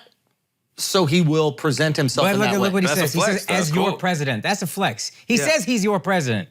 As your president means I am your president. I I'm just sign not that. picking a side. Let me try to communicate this in another way. Let me go at it from a That's the different angle. hardest flex. That's why I was the top. As Being your fucking president, tweet, dog. as your dad, Yeah. as your daddy, And I'm he's not saying this. And he's saying that to Elon. Elon's reading this. No stay-at-home husband is identifying as that. That's why I'm saying it's a flex. That's He dope. identifies as our president. You understand that, right? Fuck all of them, yo. Shifty, fuck all of them. I just want to flex, let you bro. know from the bottom of my heart, fuck all of them, yo. liberal cucks by the lamestream media. Manipulated by the lamestream media. You're getting brainwashed, dude. Yeah, dude. Are you just trying to bring comedy back? Is that what's going on? That's all I'm trying to do is fucking bring comedy back, dude. What the fuck? The lamestream media's obviously got them. Do you know what I mean? And you know what? The cancel culture is gonna come get you one day. That's what happens with cancel culture. That's what they're shooting down the sky, yeah. It's gonna eat you up. It's gonna fucking eat all three of you. That is true. All right? So anyway, I don't think Elon did anything wrong here. If he wants to put his shit out the front, that's fine. It's yours. If you pay $44 billion for something, you get to do whatever the fuck you want with it. This ain't New York real estate where they go, well, you can't renovate your bathroom without asking Mayor Adams for permission. Yeah. Twitter is his. He could change the name. He could do whatever the fuck he wants. Do all that then. Lean in. Bump Go your all shit. the way. Go all Bump the way your with shit. it. He just need better control of the troops. That shouldn't be leaking. Yeah, that is true. How does he do it? I mean, Death penalty. ooh. I've been reading some dictator stuff. You got to kill them out. Yeah, you got to appoint people, let them have a little bit of power, and then you got to kill them. You need your keys. And you got to kill them. And you got to kill one every once in a while. Yeah. That's what it is. Who you killing here? No. Whoa. This is a I'll kill Miles if he looks bored one more time. Every time I look over there, Miles like this. Is the podcast so boring you can't hold your head on your shoulders? Miles got rest and bored face. Holy shit. Resting boy. How are we supposed to be entertaining when Miles is over there trying to kill himself almost? Yeah. You need to rest this is how boring it is. That he needs to rest his head like this. We all have taken at least 12 fucking ounces the last of Celsius. You drank the last one. Fire, bro. Somebody get Miles Celsius, bro. Yeah. And we gonna get rid of your chair. I'm going to stand. You're gonna have to stand the whole fucking podcast. I'm tired of this. There's extra gravity when we're talking. That's what Miles feels. We're professional. I need something to throw at this motherfucker that won't destroy cameras, but will inflict enough pain that he has to pay attention to what we're doing on this goddamn A Nerf show. gun. We got to get a Nerf gun back. We need a fucking Nerf gun back. What happened to the Nerf Yeah, what happened to the Nerf guns? Yeah. They got lost in the move and the migration. When we were refugees from Brooklyn, we lost everything. But we'll get it back. Okay, well listen, that's just one conspiracy. I have another conspiracy. Uh-oh, hit it. This one is actually kind of serious, so I don't know how to approach it because there's there's high stakes for this if it's true. But there's some pictures that came out that showed Islam Makhachev, the guy who just fought Alexander Volkanovski. Yeah. And Volk is our boy. We love Volk. We love Volk. This is why we're talking about this. Obviously, yes, we're biased. We want to protect Volk. But there's some images that came out that showed Islam with a bruise on a part of his arm where a vein would be. Now, that bruise is a typical bruise for someone who has received an IV. You're not allowed to rehydrate with an IV. There's a 2-year suspension for that. They look at it like performance-enhancing drugs because in a lot of ways it is. You've depleted your body with so much water to make weight, and now you found a way to get all that water back into it before the fight, and the only way to do it at that speed is to just have it done intravenously. Oh, yeah, I did an IV drip the other day. That shit was I saw you. wonderful. And you have a little sore on the arm? Yep. Okay. Yeah. So I look at these images and I was like, look, this could be photoshopped, right? There's also a video from the UFC's Embedded show. Now, Embedded is where they do remember the 24/7 Floyd Mayweather type things, they follow the fighters. So they have video of him, I think it's before the fight, where you also see the wound. I think you have the video, dude. Yeah, I'll pull it up right here. So you also see the black and blue. Now, he's also a boxer. I don't want to say this is fact. That's what I'm saying. He's also not a boxer. He's also a fighter. You could get bruises. Maybe that's a part where you got a bruise. There are other options here. The only problem is that there are rumors swirling that the woman that administered the IV has spoken to people and said that she did it. Where did he get the IV? Do we know if it's in Australia? Yeah, course, 'cause he's there. Because Dan Hooker tweeted about it, and he was like, Dan Hooker tweeted about it. It's after the weigh-in. Right. So Hooker was like, do you really think that you could get an IV in Australia and we wouldn't find out? I do actually. It's a big country. I don't. Nah, but they run. You're fighting a hometown hero. Yeah, that's true. Yeah, you got to bring your people in to do that. I mean, to me, the only reason why I wouldn't believe this is because I can't imagine that somebody or somebody's team is so mind-bogglingly stupid that they would just risk it with a random IV company. Also, the most disciplined people on the world, like they're gonna go on Google and be like, IVs in my area. Send them over, and also you're the most recognized. There's nobody that's got only beard hair here. No, in it's all illegal of in Australia. That IV lady probably works for Twitter too. Snitching. Yeah. But she won't come out. She's kind of like thorough. They're basically like, yo, are you gonna just come out and just say that he did this? She's like, I don't want to deal with the backlash. I don't want to deal with everything that's going on. But I have spoken to some people that have, you know, I have on decent authority that they may have spoken to her, and that's what's being claimed. Now, this is huge. One, the UFC does not want this. You don't want a controversy about making weight. Two, they would have to suspend him for 2 fucking years. Yeah. Whoa. You don't want one of your stars that you're calling the Big pound name. for pound guy to be a cheat. And then 3, this not only tarnishes his legacy, but does it tarnish the whole camp? Yeah. You start looking at Could the be. rest of the people in the camp, and Also, then how going. much does the IV do For for performance? If you're cutting, It is- if you're cutting there's a lot nothing of more- weight, think about how much you got to dehydrate yourself Yeah. to be 15 pounds lighter than you normally are when you're already that fit. Yeah. And it helps in 2 ways. One, all your cardio goes, not all, but a lot, your cardio significantly is reduced when you take all the water out of your body. Your body's just so depleted. But 2, you're easier to get knocked out. So your chin goes without that water. So being able to rehydrate and get back to normal and be able to have the cardio, but also be able to withstand punches is unfathomably important in a fight. Huge advantage. And especially when you're a guy who's cutting weight to have an advantage. Yeah. That's why it's a 2-year suspension. Think about that. I think for like a drug, it's 1 or even less. It's such an advantage in a fight that the suspension is for 2 Especially if fucking you're years. coming up and he's coming down. The one advantage you have is if he's coming down a lot, he's going to get tired, he's going to get gassed. Otherwise, if he can go right back to that level of strength and endurance, you're fucked. It's going right back to that 30-pound advantage or whatever. Right. I don't, essentially. I But don't. as far as casting doubt on the rest of the camp, though, like, I don't necessarily do that, but what I'm saying is that's what happens. Like when there's one cheat within an organization, you assume, like if Lance Armstrong is cheating, you're like, well, aren't all the... Jose Canseco got popped for steroids and was like, I was giving them to everybody. That's just what you, and it makes sense. You're like, yeah, of course. And then you're dealing with, like, that's why I'm saying if Islam did this, and again, this is a rumor, I can't confirm any of this, and I'm also very like delicate with even saying these things because this is this person's livelihood. This is, you know, he ended up getting a decision over a guy who's our boy that we love, but at the same time, it's like we gotta be delicate with these rumors until it's true. These are rumors, but there's a lot of evidence that looks like there's some shady shit. And that's this going is on. for sure, because I'm looking at some of these pictures and it looks like it could be camp pictures, like from camp. This video for sure is after the weigh-in, before the fight. Yep. Okay. Because yeah, there is a spot there. Because I was thinking some of those pictures could just be normal camp training, gloves on. I mean, I whatever. can't believe that they didn't just put some fucking.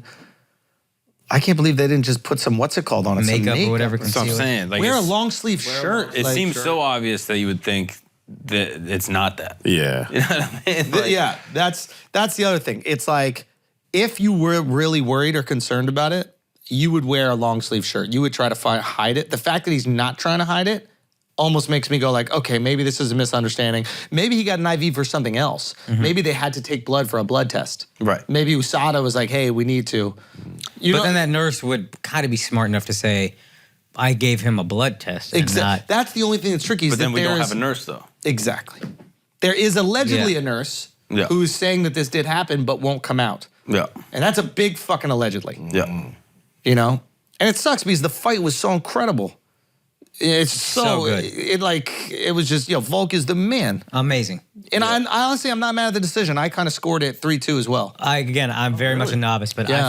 I thought it all came down to the second round, and I thought, novice opinion, he had more like time with Volk on the ground, even though Volk wasn't like phased by it. So I could be wrong, but that's how I had it. It was just a great fight. The fact that it was just so close. It's like I couldn't really tell at the end. Yeah. Yeah, I wouldn't be mad either way. But with the decision, but there is a new way that we're going to have to look at scoring for fights, like just holding somebody in a dominant position without doing anything. Like Volk was doing these punches and he was punching what's his face, Makhachev, behind his head. Is there a lot of power on those punches? Maybe not. Would we like to get hit with them now? Definitely not. Right. But to me, that's more damage than someone just being Holding. a backpack Right. and not inflicting any pain whatsoever. So it's like if you score those punches as more than the holding that person in a dominant position, Yeah.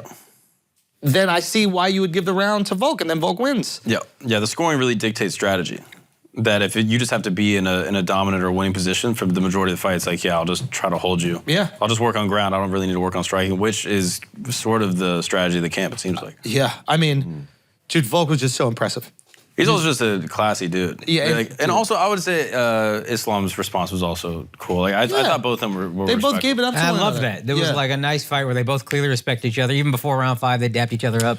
Bro, sure. Volk, I don't know if you guys saw this, when Islam had his hand raised, the crowd started to boo, and you could see Volk in the background like, no, cut it out. going, yo, chill, don't do that. Like, the guy's fucking pure class. He really is. But also, what he is an unbelievable athlete that was bringing a pain to Islam. Like, if that's a street fight, Islam's not making it home. Yeah. Like, he's exhausted at the end, looking for the clock every 2 fucking seconds.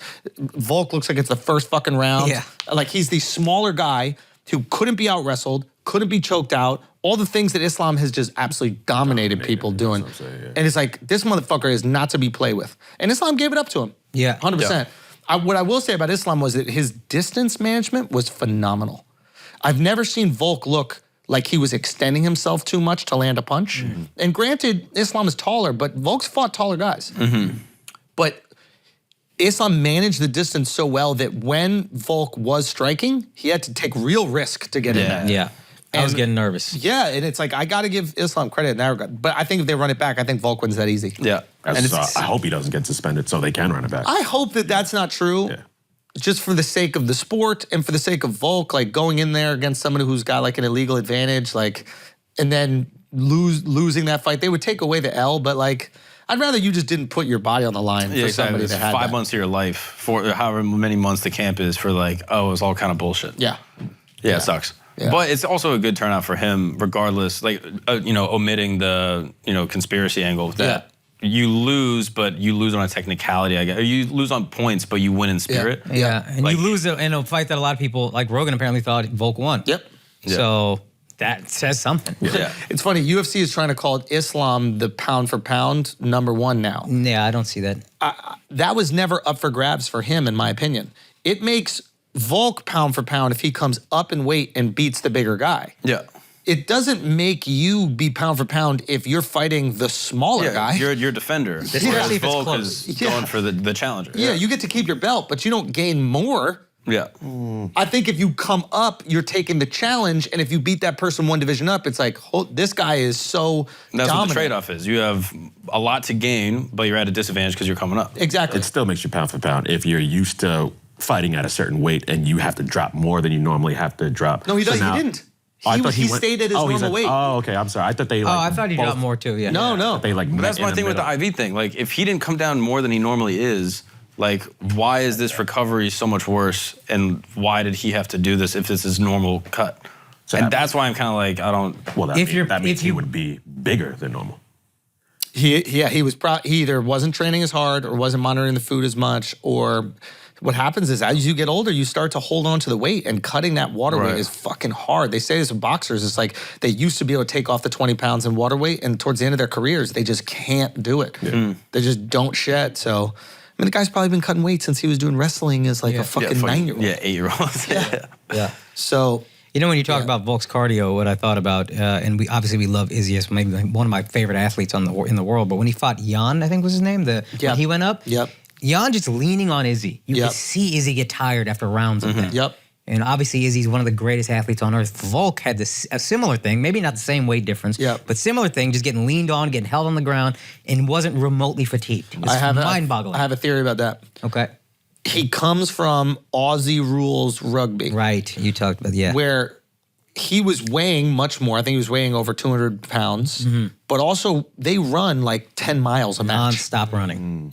You'll never see guys that size with that good cardio. They're just, even football is stop and go. Yeah, sprints. But the Aussie is constant, right? Yeah.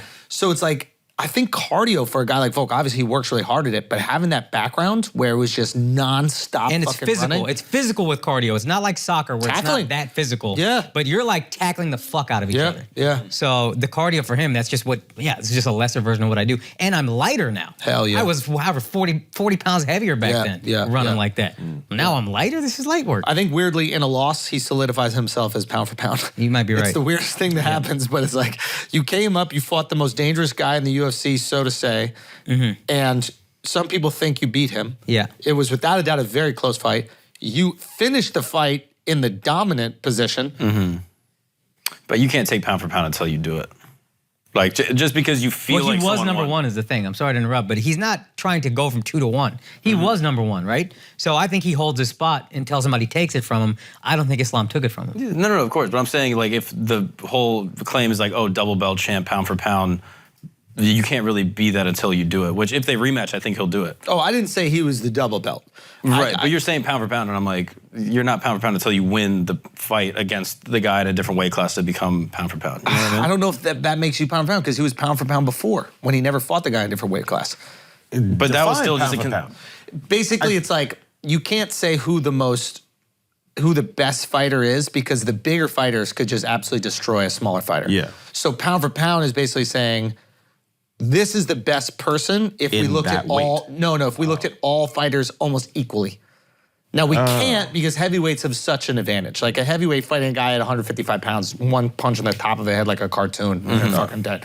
But a guy but if we look at them evenly, like Floyd was the number 1 pound for pound, he couldn't be a heavyweight, but he was so dominant within his weight classes that we go, his skill is the best. Oh shit, I've always looked at that wrong. I thought pound for pound means like you've moved a couple of weight classes and you were the dominant person in those weight. I thought you have to be at least 2 different weight classes to be pound for pound. Oh, no. No, I didn't think but that. what happens is when you move always- weight classes, you prove your dominance. Yeah. So it helps it, but it's not a requirement. It's like in basketball, if they did inch for inch, Allen Iverson might be the best player ever because he's 5'9" or whatever. Oh, that's and he was so fucking good. Jordan's a better player, but Jordan was 6'6", so like, yeah, it can't really measure those two. So Gotcha. you know, it would be like inch for inch in NBA. Wow. Yeah. So pound for pound is just like, it's an opinion title. It kind of favors smaller guys. It's an opinion thing that absolutely does. Yes. But UFC does do an official ranking for pound for pound. Yeah.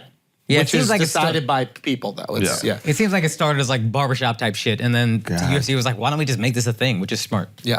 Oh, Yeah. That's funny. In boxing, I always thought it was an official thing that Yeah. you can like see on paper. Yeah.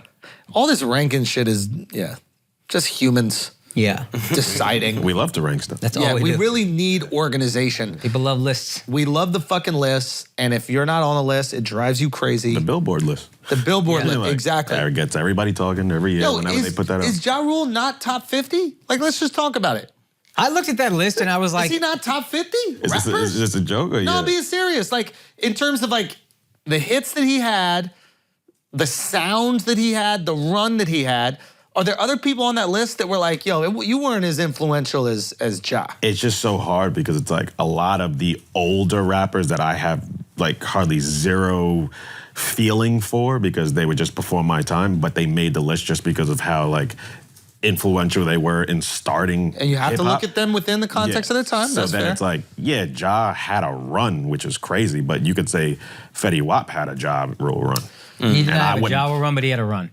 I Ja mean, had a couple no, years. Fetty had a run. Fetty had a run, but crazy I'm not discounting Fetty's run as much as I am saying, let's remember Ja's run properly. Ja had years.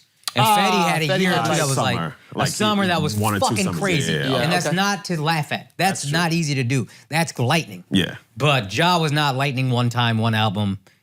Veni Vidi Vici True. slapped, then he had the one. He started getting into that Pain and Love shit Yeah. or whatever it was called. And I remember being like, this is rap. But remember that. But then when That's- 50, when that's- 50, I think that's why 50 50 just like Yo, 50, destroyed 50's the him. GOAT, man. Yeah. He really, it's so funny. He actually spoke on this. There was a clip somewhere. We can probably find it, but he spoke. He was like, Ja is a nice kid from this good part of town that like went to. He basically like, what's the Eminem 8 Mile shit? He's you went to Cranbrook. That's a private school, and he's like, he basically was like, that's who you are, and you make love songs, and you're great at that, and that is your lane. But then Irv wanted to compete with the gangster shit. They literally named the label Murder Inc. And it's like, you ain't got no murderers here. Yeah. You have to associate yourself with your murderers. And now you're being something that you're not. And you're not gonna beat somebody who actually comes from that at that game. And it was a really interesting thing. He's like, if he just stayed in that love music lane, I don't know if him and 50, if him and 50 actually beef. 50 will make fun of him. Oh no, but the beefing was because of music. Oh, what was it? No, that was a lot of street shit that was going on. But that only happened because Ja and Irv got involved with Still, I've heard this and I forgot. Obviously, I forget everything. What's the story with that again? I'd have to. Somebody knocked somebody out, took a chain or some shit. Yeah, it's like basically 50 had a crew. The crew that Irv was associated with. Fuck, what's his name? Damn, he was like a legendary gangster. Not Supreme? Supreme Team, there we go. So then it's like 50 was coming up, selling drugs, whatever the case is. They get into beef, so now basically by Supreme, association, they just sent them after him. But and that's what and that's what 50 said is like, yo, you chose up trying to be this hard. You trying to keep up a hard image. You need hard people to keep up a hard image. You chose up with this crew. You could have sung the love songs and then killed it. Yeah, but then it's hypocritical of 50 because he bodies him and then steals his style and does a bunch of love songs right Remember Jadakiss' that album was pure trash, nothing but love songs? Yeah.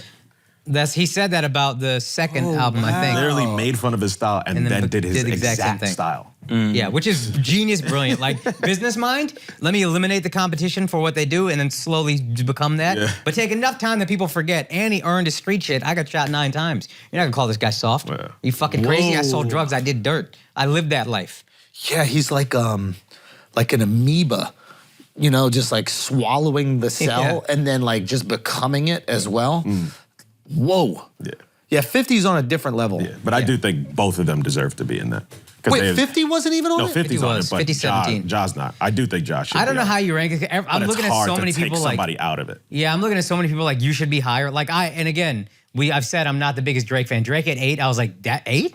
Yeah, He's a lot of guys 1, and that's crazy. I can't argue with it. So to have him at 8, I was like, wow, that seems low. Biggie at 6. Unfortunately, Drake at 8 only because of the ghostwriting stuff. If it wasn't ghostwriting stuff, he's 2. He would be tied for 1. So no one has had a run like Drake. yeah, it's unbelievable. insane. Yeah. Also, this fucking list insane. changes in 5 or 10 years. Yeah. When Drake is 45, 50, it's different. Now, the fact that Kendrick is 6 spots above him is kind of interesting because they're both peers. Yo, Nas, and I got a lot of love for Nas, is high, right? But now we're just like, it's all personal preference thing. Because to somebody else, Nas should be number 1. But I'm a Nas head. Like, I grew up on Yeah, Nas. I Like, love when it Nas. was Jay-Z or Nas, I was like, Nas. Nas all day. Yeah. But so if Jay-Z's 1 and there was a time where Nas was ahead of him. okay. Nas Good over point. Big seems a little bit wild to me. Let me ask and I'm you- a Nas fan. I think the reason why you go Nas over Big is because of the amount of records. The one thing about Biggie is it's 2 albums. Yeah. Bro. yeah. But that's not his fault. It's not, but it is what it is. Yeah. It's like getting injured, you know, playing ball. And it's like, if he didn't get injured, he would have been the greatest. Yeah, but it's like That's he's not the why. greatest, That's yeah. why Andre 3 Stacks is so low because I think he don't got the single he albums don't enough. have the single album. At the but skill of rapping, set, he's the best he maybe might ever. Be, he might be the better rapper out of everyone there. Okay, question. What was the impact of LL? And was that even before me? Because I don't remember LL being that huge. LL earlier. So LL was before you, but you still caught the tail end of the LL run. Yeah. But like, so he was that dude. So he was Drake. Yeah, Okay. basically. Okay. So ladies loved him, dudes loved him. Like he had the game unlocked. Because I remember him being an actor, and I remember him doing all yeah, that, and no, I remember him going at. Mama said knock you out. Do you remember that song? Yeah, but he was. Doing it and doing it and Doing doing it it. well. That was when he came back. Yeah, exactly. Who was the fucking guy that he went after? Papoose. Oh, no. Cannabis. Cannabis. Cannabis. Cannabis. That's right. I That's thought right. Cannabis won that battle, personally. Son, Cannabis He could smoked fucking him. rap his Yeah, ass yeah, off, yeah. bro. But LL was just the bigger person, so that's Yeah. why. Yeah. Okay. So 50-17. Who else? Big Daddy Kane, I don't really know who But that's an old, like him, Rakim, like those guys. That's my thing. How old do you evaluate like influence versus 'Cause like that- objective run? I think they're saying during their time, Who were they? He was the Jay-Z of his time. Like during his run, they was that big. Right. So that's why it's like you have to really put him up there because we can't just be like prisoners of the moment. Right. Yo, Tupac over Biggie is wild. To me, a little bit as well. Nicki Minaj over Nicki J. Minaj, Cole. you know what I thought of? This sounds fucked up, but I think huge. Nah, I think Nicki's I'd put huge. her up I there. think you can't have a top 10 with no women. I don't think it, honestly, I don't think that's gender at all. She was, Nicki over Ye. Yes. yeah, at rapping without a doubt. Yeah, But like she was bigger than Wayne has ever been. She's bigger than, No. Nicki Minaj. She had a I don't think you ton, understand how big Nicki Minaj. Go look at like the amount of records sold or something like that. I think it's like Eminem, Nicki. Yeah, like there was a time she was doing arenas. She had every woman in the world. Yeah, she also changed rap for women in general. Yeah. Yeah. That I can believe.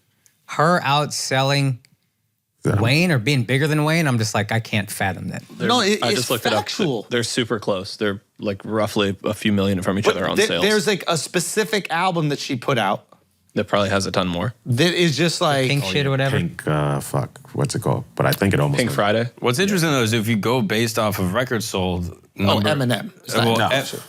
so according to this, it's like Can't wait to I tell you. love this. This is my favorite can't thing. wait So to it's see. like Eminem, Drake, Kanye, Jay-Z, Lil Wayne, Nicki Minaj, and then number 7, Flo Rida.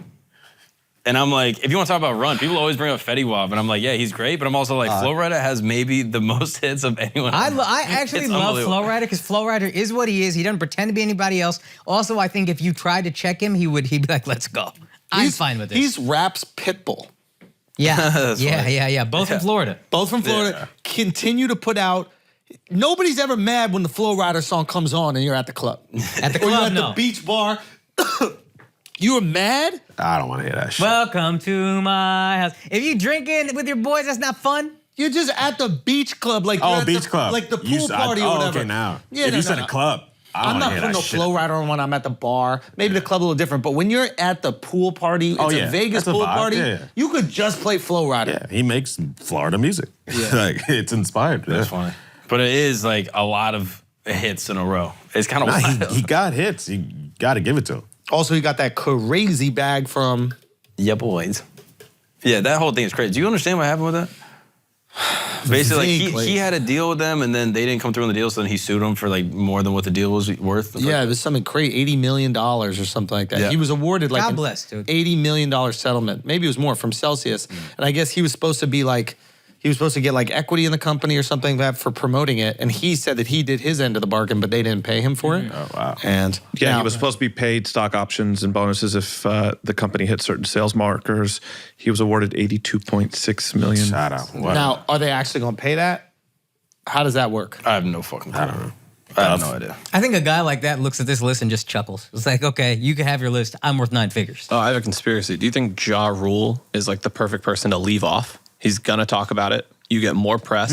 People do think he deserves to be on the We're getting list. conspiratorial. Ooh, Like, I think that. he's like, there's probably someone that was like, oh yeah, Ja Rule's 45, and someone else was like, no. He's 0. I got a good idea. Was making Pulls him 51. off. Like, you ever see Barstool does that?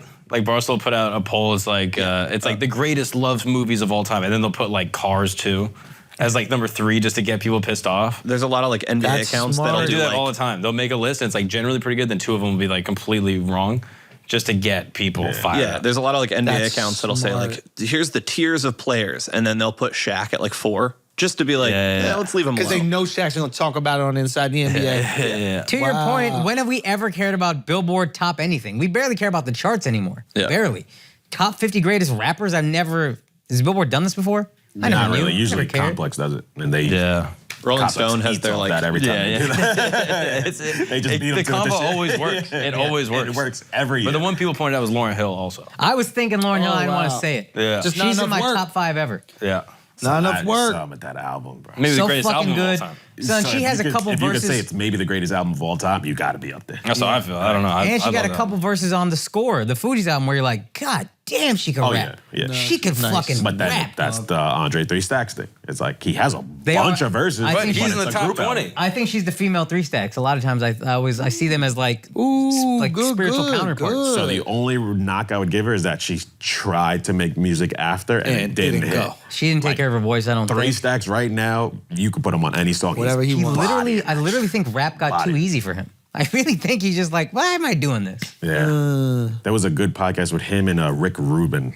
Somebody told me I about need it. to hear that. I haven't Holy heard it fuck. yet, but I heard I have to hear that. they get really into it. He has a verse on a T.I. song called Sorry, where he actually kind of apologizes to Big Boy for like, Leo, man, I just wanted to rap. I wasn't built for this fame shit. I didn't like it. I've had to step away. He like wow. apologizes for it in the verse. I think I it's mainly to Big Boy, but definitely Big Boy, like you summons to him. Yeah. But I got another conspiracy. I was just about to ask you if you had one. What is it? Apparently the Super Bowl is rigged, dude. Oh, fuck, man. Apparently, at the very end, I don't know if you guys saw this, they made a call, and some people said it wasn't holding. Oh, wow. Now, what is the conspiracy? This is just to bolster Patrick Mahomes' brother's TikTok following? Yes. Interesting. That it's actually done by TikTok, by China, Oh, to try to get one of their creators more eyeballs. my God. They want to kill off the city of Kansas City. They're going to eat a lot of celebratory barbecue, get them to die faster, getting fatter and fatter. This is China. There it Holy is. shit. Yeah, exactly. There it is. I believe that could be true. I 100% believe Kansas that City could be doesn't true. need a train with hazardous materials. You know what I mean? They just have sugar and everything. I really want to get to this hazardous. I have a conspiracy about the train crashing. Fucking, we're doing it, guys. Oh, yeah. It's a I do, conspiracy. but that There was but I another want- one in PA, right? Yep, there's PA in Ohio. Philly. Oh. Yeah. Oh, shit. Hold on now. But before we get to that, I just want to let you know, everybody who gambled on the Super Bowl and won with BetOnline.ag, I just want to say you're welcome. Yeah. We told y'all to do it. You know what I mean? Use that promo code FLAGRANT. Also, you're welcome for picking the Chiefs. I picked that. Also, he picked the You Chiefs, did pick bro. the Chiefs. You know, You did pick the Chiefs. pick the motherfucking Chiefs. Yeah. He was in on it. No, I had nothing to do with it. I was at home. I have a perfect alibi. I was at home in my apartment. Sure. I had Anyway, nothing to do with it. BetOnline.ag. Listen, we got some fights coming up, okay? You know it's going to be big. John Jones coming back. Cyril Gahn's coming back. And if you want to continue gambling, continue making that fucking money, you're going to do it with BetOnline.ag. Make sure, use that promo code FLAGRANT, and they're going to match 50% of that initial deposit bonus up to $1,000. You go do that right now. Now we're going to get back to these conspiracies. And we're back. Listen, we got to talk about these trains. Little conspiracy. First of all, I get upset when a train crashes because there's no reason for that. Oh, that train. Oof. Wait, what train we thinking about? Like people running trains on Oh, it. you You talking about trying Tennessee to talk thing? about the train that didn't happen on any of your moms? Was that what you talking Yeah, about? what did you think was going to happen when you brought that up? Did you think it wasn't going to get tied back to moms in any way, shape, or form? I'm just dumb sometimes. Yeah, you're Maybe the it's lack foresight sometimes. Maybe it's a conspiracy. Maybe you wanted him to bring it up. Nah, chill out. I don't know. You asking for I it. don't know. Okay, so Toxic basically shit. there's these 3 train crashes in America. There should never be a train crash ever. It You're in doesn't New make York and any you sense. hate a train running late. Facts, Your though. least favorite thing in the world. I hate a train From a running young late. age.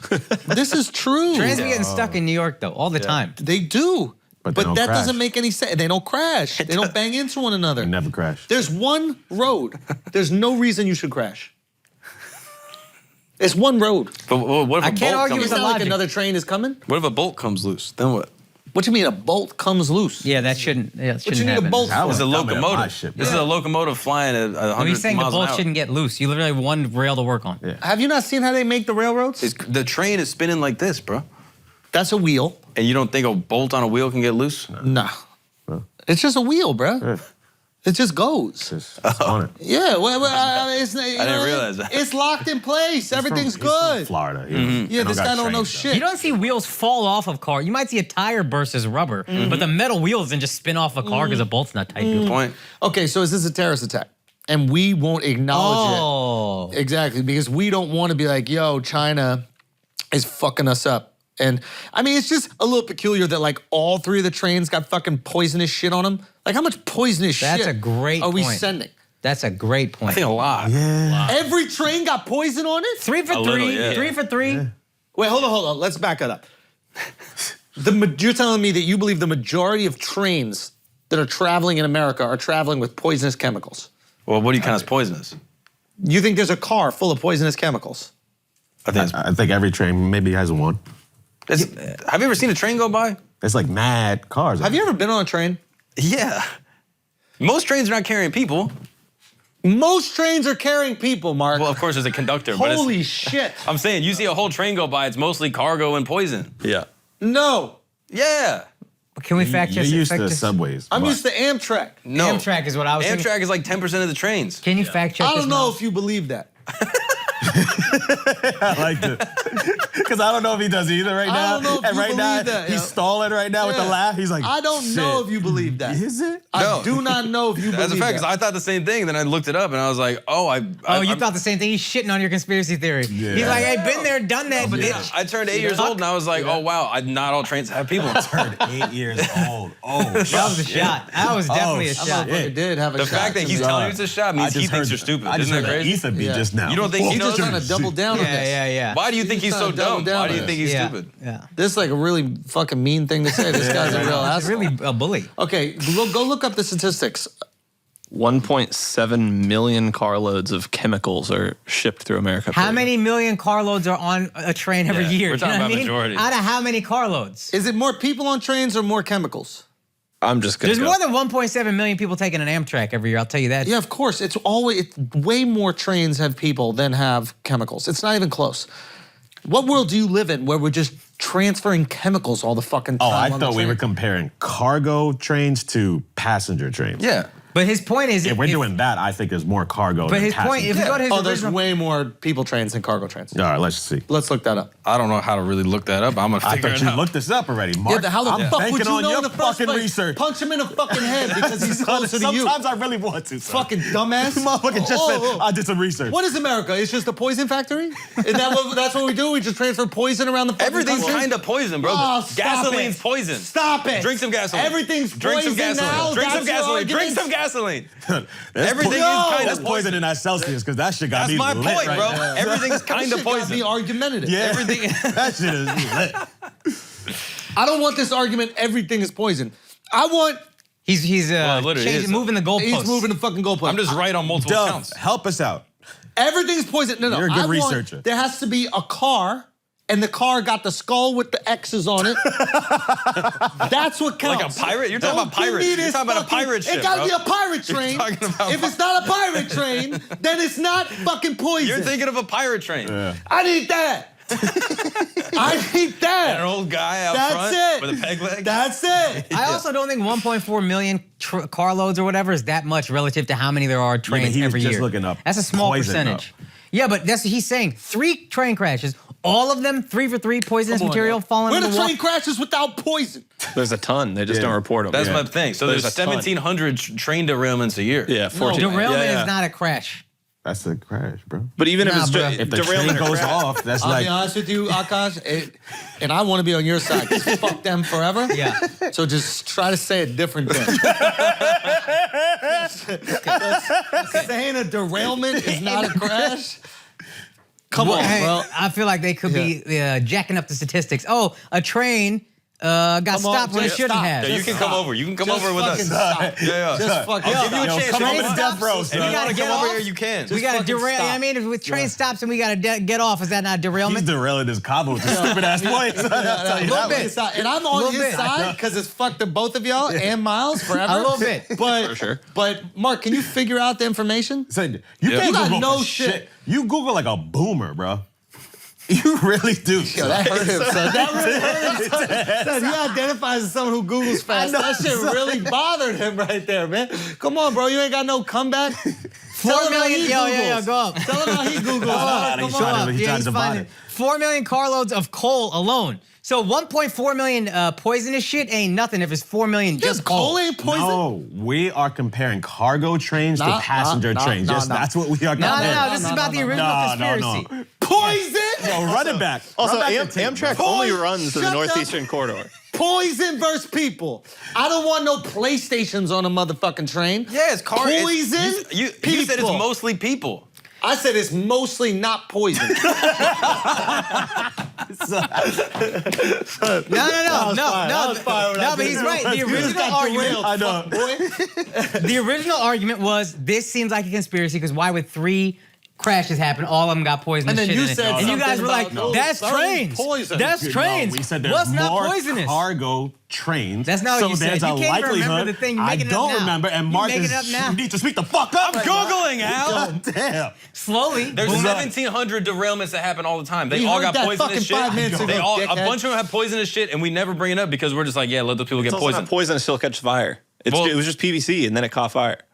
Why couldn't you look that up, you fucking schmuck? He's on my team. Yo, why'd you say this 20 minutes ago, Miles? What is he even Googling? I don't know, son. Also, lighting some shit on fire Pass. don't make it poison. Wood ain't poison. Yeah, exactly. But this shit it's a chemical that when it catches fire, it's a chemical that makes PVC, and when it catches fire, it's very bad. Go on for the Akash's area. team, That's goddammit. why I made news. 3 in a I don't know row. if I'm doing this. Yoni Park was just talking. If it just derailed, it wouldn't have been bad. It caught fire. That motherfucker didn't say shit. didn't really. When I Good ask seat. him if the lights are on before every podcast, he just goes, yeah, and none of the fucking lights are on. That's what he just did. He did a knee-jerk Miles response, which is, what are you doing now? Turn off lights. With the lights. One episode, Akash was sitting in a fucking dark. And Miles looked me he's right just in my brown, face. bro. No, Nah, he nah. is just brown. But he's sitting in the fucking black. dark. I go, Miles, Yeah. can you put the goddamn light on Akash? He goes, that's how the light is every Google single time. faster. I don't know what to Google, and this is as Yo, close as do I you can need get. to make Get the me text out of bigger, you fucking boomer, bro? Son, those who can't Google are afraid of the truth. Ooh. Those who can't Google are that's afraid a of the truth. bar, bro. That's I'm remixing the Bill Clinton line. Yeah, But no, those son, that okay. can't Google are afraid of the truth. right, so these are Look like- at that. So That's- And if you're showing me, What you looking at? that's right there. That's The Last of Us. That's how they got to Wyoming. What you need to do is show how many trains have poison, skull, bones. 1.4 million carloads. Miles looked that up. They moved it. chemicals. They And moved I don't want to know No, no. when it catches on fire, it's poison. Everything Okay, on everybody fire shut is the poison. fuck up. Dove is talking. No, you said it wasn't You a second. better say something that I like. Come on, Doug. Freight trains moved 2.2 million carloads of chemicals in 2021 so that's the most recent. We don't know That's if the chemicals bad. Ooh. Chemicals ain't bad. Chemicals are bad. Chemicals Chlorine? bad. Yeah, that's terrible. That's horrible. How would you name the worst chemical? That's First of all, We'll edit it. We'll edit it. We'll edit it. First of Name a all, different chemical. fuck you, pool boy. Water got Now chlorine's bad? Water got some chlorine in it. Remember you was filling up them little kiddie pools full of fucking chlorine? That's why he's colorblind. He's colorblind. It was vinyl chloride, which is a similar thing of chlorine. Oh, in yeah. it. Eat it. Fucking hate You it. could have slammed I dunk hate and you just came I with hated that. I hated what he just did right there. He just fucking, I hated that. Stick your face and slam it in my gooch. He had to slam dunk, but he went for the finger roll. I didn't know Like, what the for hell no he reason. do. Why did you Mark give me Google. all the chlorofluorocarbons and shut the fuck up? This one is freight lines. This one is Thanks God Amtrak you lines. took off your knit sweater, you piece of shit. Son, you yelled and said the most boring shit yelling I've ever heard. Man. I never heard anybody yell so boring. But most people Fucking travel to go on miles, airplanes. bro. They don't take trains, bro. Shut up, dog. That's a fact. Look at this. Don't bring up another stat that nobody arguing. Freight lines. You're bringing up a human stat lines. nobody arguing. You're You changing just the goalpost. Googled some Change the shit that goalpost. nobody He's give a changing it. fuck Look at about. that. Look at that. Which Look one at do you What's think is more? that? Amtrak or fucking poison? This is the poison map. Poison. Poison. This Look is at literally that. the poisonous map. Look at that. The green is poison? Everything. All poison. That's not all It's poison. different How would poisons. you know? You didn't The even Google poison it. goes on the same tracks as the non-poison. That's not true. Oh, they gotta separate the poison. You're There's, fucking there's, lying. there's bro. passenger lines and there's freight lines. That ain't true. He's wrong there. He's wrong now. Take that. I'm Come on, I'm Miles. lying. I'm lying. There are, but a Yo, lot why of the don't we times, know his shit? He I'm got all lying, the shit bro. to A lot know of right times on his Amtrak lap. doesn't You own got the all the lines it information goes on your on. lap. You have it on your How phone. you wrong? Google it. Google How it. you wrong? Look it still? up. I don't know. He really Why? can't find You it. don't even need this. You're not using the battery anyway. This is the Ethernet. The fuck is the point of that? I'm plugging into the mainframe, God dude. damn, let that shit run out already. Keeping your goddamn legs warm with the AC so low. Fucking Miles. What do son you of a What do you bitch. think is more? How do you think that there's more cargo? There's more people You're than cargo. poison. Yeah, you're poison. You're poison. That's what Your it is. face is poison. You're poison. You're poison, dude. Okay? How do you think that? That girl is Poison. Who's that? Where is he on the top 50? Never trust a big button Button to to smile, smile. Miles. Never. never ever. That should get you, bro. That should get you. I'm not a big button. You smile. a big button to smile. Yup. You are. Never trust a big button Yup. to smile. You know what? I'm on team. What? Thank you. Son, The 'cause you walls got- are caving you in, got a- Indiana No, Jones. son. No. You got a fat ass and an okay smile. That's accurate, I think. You can't double up compliments. Yeah, I know. Yeah, It's That's fucking- too much. yeah, That's crazy. You get Yeah, I one know, and I then we know. gotta That's immediately gay. take it away. Come on. That's gay. It ain't even that nice. All right, listen. Lucky you have braces. Can we figure out what's going on with the trains though? Because now you try to undercut the whole shit. Dove You trying to had say the it's normal. answers. Dove had the You know answers. A what's lot of happening? chemicals being There transported. we I'm go. saying, So we unfortunately, won. it is normal. It's, yeah. We won. Unfortunately, it is normal. I don't, that's, what does that even How many mean? times have you seen a train crash? That's so vague. 1,700 a year. How many times have you seen? I don't believe one? that statistic, to be honest with you. 1,700 train crashes a I'm year. not We gonna don't lie. know about it. Can I just say 5 train crashes a day, none of us know. Yes. No, hold on. Almost as if politicians don't care about Hold people. on, hold on one second. I He just thinks wanna say politicians will tell him everything, bro. this. We, Libtard. I might be a libtard. He's a libtard. But listen, I want to talk about retards for a second. Okay. I want to talk about retards for a second. We've been judging these autistic kids for wanting to watch trains all the time. Oh. If it's a crash 5 times a day, Ooh. we missing out. That's their NASCAR.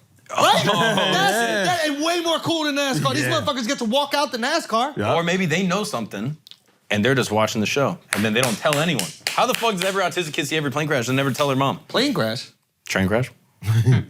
What did I say? You know what the Playing fuck crash. you just I said. don't know anything. That was some I need, terrorist shit. I need They something to wild. inflict pain on the group. On the group? What is this guy looking at? What is he fucking looking at? Statistics. or I'm something? autistic. What the fuck is he looking at? Is he reading a book? Hey, don't take my shit. I mean, it's just unbelievable. That a little retarded. I'm autistic. Unbelievable. What is he doing over there? God damn it. He's like typing a Come note. on, Miles. Come on. God damn it. It's hard to Google this shit. Oh, it is. It is because they're hiding the search. Yeah. They're hiding the fucking search. I believe there's a conspiracy going on. There's a conspiracy, man. I don't believe 1,700 train derailments a year. They do. All right, No, let's it means go. nothing. Let's talk about another thing. Okay. What is it? Oh, a different thing We altogether? got one more thing. Last of Us. You watched Oh, Last yeah. of Us? Not only have I been watching Last of Us, I'm also keeping up on the video game. Oh. Are you going to stream that video game? I don't know how to do that. Okay, well, someday. I also don't know how to put my AirPods on it, so my wife just be waking up with me going, fuck, Well, at like 2 in the morning. AirPods don't make your voice Yeah, less. that was odd. That you think you put on AirPods, but she can't hear you saying fuck. AirPods on her so she doesn't hear it. You are Yeah. so stupid. Yeah, that was an interesting way you think AirPods work. What, you think you put on AirPods and your And girl then would you wake mute? up and you'd be like, oh, my bad, I'm wearing AirPods. I thought you couldn't hear me go, fuck. Hey, listen, guys. Every once in a while, you say some dumb things Right? on a podcast, Right? Okay, Yup. that was a dumb one. I'll give you guys that. That was pretty goddamn dumb. Pretty goddamn. Yeah, it was. Yeah. It was. Fucking you guys. Something to inflict pain on the group. Yo, you guys, dude. What are you smelling? You guys are just fucking disgusting, dude. You guys are just disgusting. All Dude, of we you. can hear you. You don't have your AirPods. Why are you doing that? It hurts our feelings. How did you think that would make you quiet? I don't know what I was trying to say, Miles. Do you like the game? is so loud. It's just screaming zombies and Yeah. Do you love the game, I know though? you trying to bail me out. Yeah, you I can said some put dumb the shit. volume down. I said some dumb shit. Okay, that was on me. That's my bad. I do play the game, and I do live in a house with my mom. What is the I do live in a trailer with my mom. No, I've been playing this game. I'm obsessed. I'm 39 years old, and I'm playing fucking video games again. And it's just like I'm so glad that I took about 15 years off, maybe 12 years off of video games. Mm-hmm. I would not have accomplished anything if I was playing video games. Or maybe I'd be like a really big gamer, but Yeah. I would not. I'm being dead serious. I love playing this But video how game. happy would you have been? You know what I mean? If you had played every video game, you'd be pretty happy. Yeah.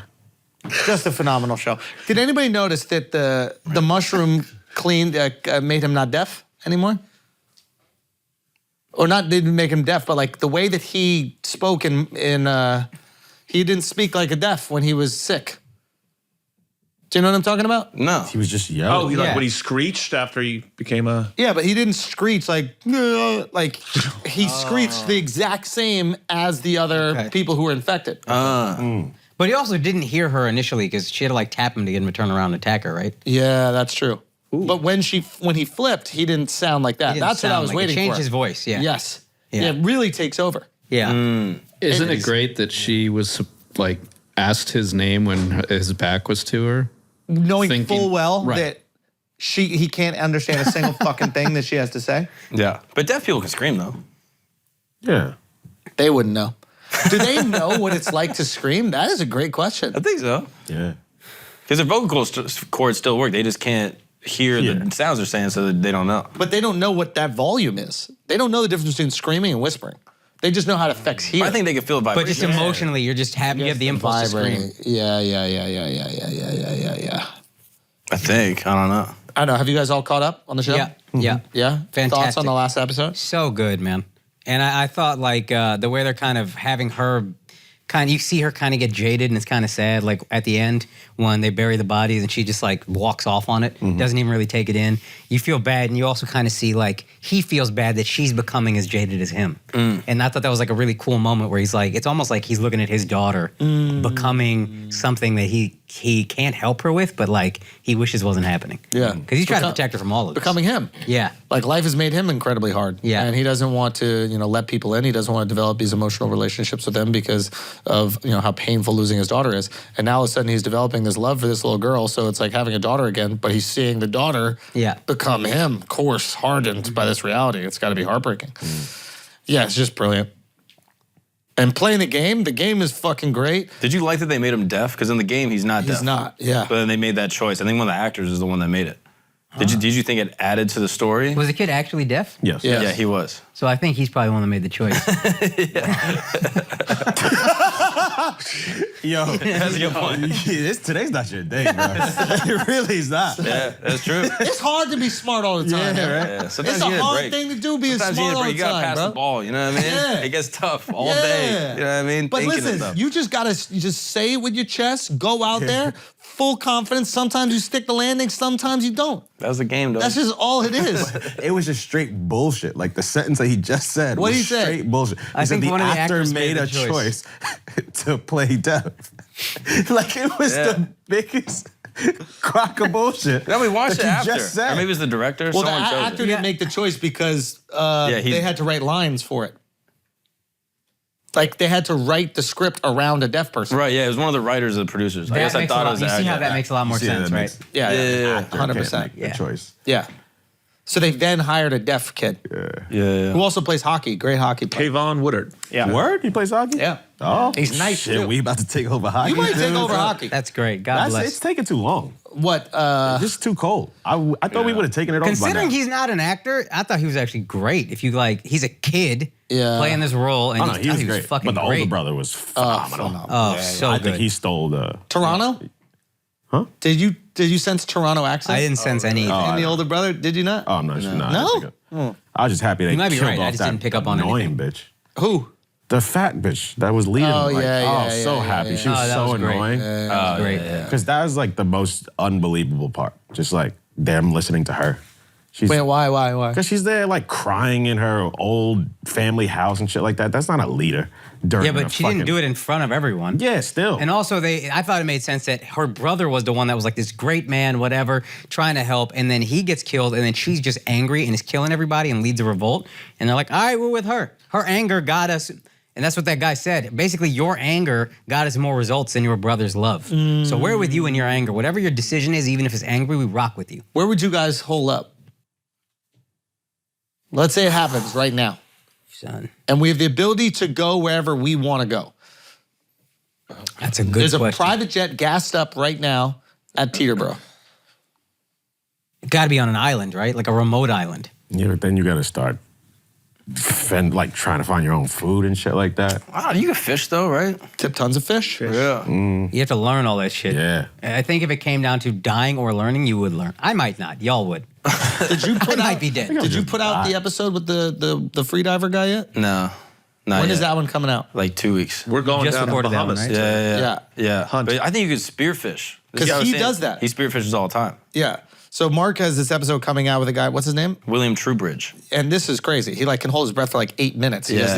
these 8 minutes. That's crazy. And not just sitting down, swimming and like doing shit. That's Going to the bottom of the ocean. crazy. Yeah. Yeah, And, then and- catching fish and then only eating the fish. Yeah, so he sustains himself just with what he has, like kids, a wife, whatever. And Wow. so Mark was breaking it down to me. There was a really cool thing. Is like, tell the thing about him like sitting in the cave to Oh, yeah, meditate. yeah. This shit was fucking. This guy literally, like, for fun to like clear his brain, he'll go down like 50 meters and go lay in the bottom of a cave, just like chilling in the Bahamas, just like clear his mind, stay focused underwater for like 5 or 6 minutes. Okay. And then Wait. one time he's laying under there, and all of a sudden he like sees kind of a flashlight out of the corner of his eyes, and then all of a sudden 2 scuba divers grab him and start shaking him. Because they And think he's dead. And he wakes up and goes, "What the fuck?" And then they thought he was dead, and he's like, "No, I'm good, I'm chilling." And they go, "Oh, sorry." And then he swims out. But like he's literally just laying there in the bottom of a cave in the darkness, just like clearing his brain. And I don't know who should be more scared. The scuba diver seeing the body. We just found a dead guy. There's kids Yeah. with him and shit. Yeah. Or the guy that wakes up and like in his fear goes and like accidentally fucking. That'd be my concern, that you like spit out all your air because somebody's fucking. Yeah, but he can lay in there for like 4 or 5 minutes and then just pop out. And grab some air from the scuba divers. Yeah. By the way, Lamar Johnson from Last of Us, Toronto. He is from Toronto. Great Okay, call. I got that Great accent. call. Okay, so the reason I bring that up is because we could sustain ourselves on fishing. Yeah. And there are parts of the world, the Bahamas, okay, and then maybe we have some protection with the island, et cetera, but there are limitations, obviously. You're not gonna have medicine. You're not gonna have access to food outside of the fish. You're not gonna have access to. But you're not gonna have access to any of that anyway. But no, you could like. Well, it depends. Depends where you are and what you have to raid. Because eventually we're gonna run out of shit. We're gonna have to do raids. That's just the reality of the matter. So we need to be close enough to a place where we can raid. Yeah. You know? But I'm almost like, I feel like it's better off mentally to not even have that as an option. Like, if you're constantly thinking like, oh, we can go raid this thing, we can go raid this thing, mentally it's like burning the boats. Like, once you get on an island and you're just chilling there eating fish all day, and you know you're not gonna get attacked, but you also know, oh, I can't just go raid someone for like pills or raid someone for whatever the fuck, then you can focus on actually living on the island. So my concern about the island is hurricane season. I was gonna say, you got to think like weather patterns. This is really important. Yeah. I'll take that. I'll take that. I think you got to take your chances. Those fish will still be there. Yeah. In the game, and I don't want to give anything away from the show, but like in the game, there's some people that built a kind of like city around a it's like an electric dam. It's not electric, but the dam provides electricity. They essentially dam up a river, and that the hydroelectric dam. The hydroelectric dam. Yeah, thank you. They have that in Tampa. Okay, That's so it's like thing. making your city around a source of electricity that doesn't require gas could be super valuable because you're going to want some fucking electricity, especially if you're going to try to like salvage society. You're going to run out of batteries, you're going to run out of gas, you're going to run out of all these other things. The grids might go down, but that river ain't going to stop pumping. So why they built those cities in the first place there? Of course. Well, also because I think the trade routes were on the river, right? Yeah, I guess that's the question. Do you want to try to build around existing infrastructure and try to like maintain the semblance of society you had before, or just completely restart? I think you got to go to a remote place because what they're always worried about is other humans from neighboring places. Eventually, it's not the zombies; it's the fucking Yeah. And So if I'm you're- like completely restart is kind of better. Go to an island, and at least at the very least, if other people are coming, you see the fucking boat and you can handle it from. But a you distance. can't see the boat on the whole island. Like, I guess what you could do is like build some sort of tower structure in the middle, and then one person is always there, and they're always looking at who could land. Yeah. I don't know. I'm just gonna become a zombie. I kind of feel that. Because It's like, everybody's, no one's happy. Everybody's like, every day you're nervous, you're offending for you. Like, that's no way to live. Let me just be a cool zombie nigga. Nah. Maybe I get to the point that I'm one of the big guys and shit like that. That's fine. Yeah, that's not even you though. That's just your body getting hijacked. Yeah. You're not even a part of that situation. It don't matter. Yeah, it does, because then you're gone. That's what. So But that's what I'm saying. I don't want to live like that. I think It's stupid. You don't want to live in the fear and the anxiety, is what you're saying. Yeah. And I get that to and a certain everybody extent. you love is gonna die. And I think I said this, but the book that I Am Legend was based on is kind of about that. Like, is it worth living if you're the only person really left and everybody else seems dead? Like, what's the point of going? Right. Is it worth it? And I kind of am like, at a certain point, no. Yeah, I don't think so. Nah, I want to ride it's that worth bitch. it, bro. Yeah, I But want to then, ride so that then bitch. what squad are you linking up with? Because you got to link up with a squad.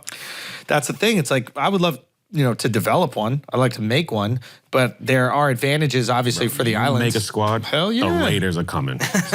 They might come. I ain't gonna on, lie. son. I'm not a good shot. Yeah, it's gonna be a lot of shit talking. Like, Yeah. A lot of shit It talking. would be good, though. Like, I'll be fun to survive with. So that'll be fun that you make a squad and then people come and just pillage your shit and kill all of you. Unless No. you're pillaging.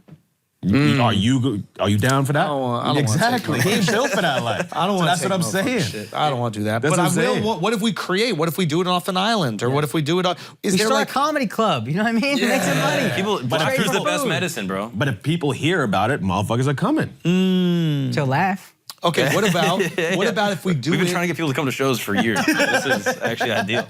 What about if we do it off of an aircraft carrier? We basically find an aircraft carrier.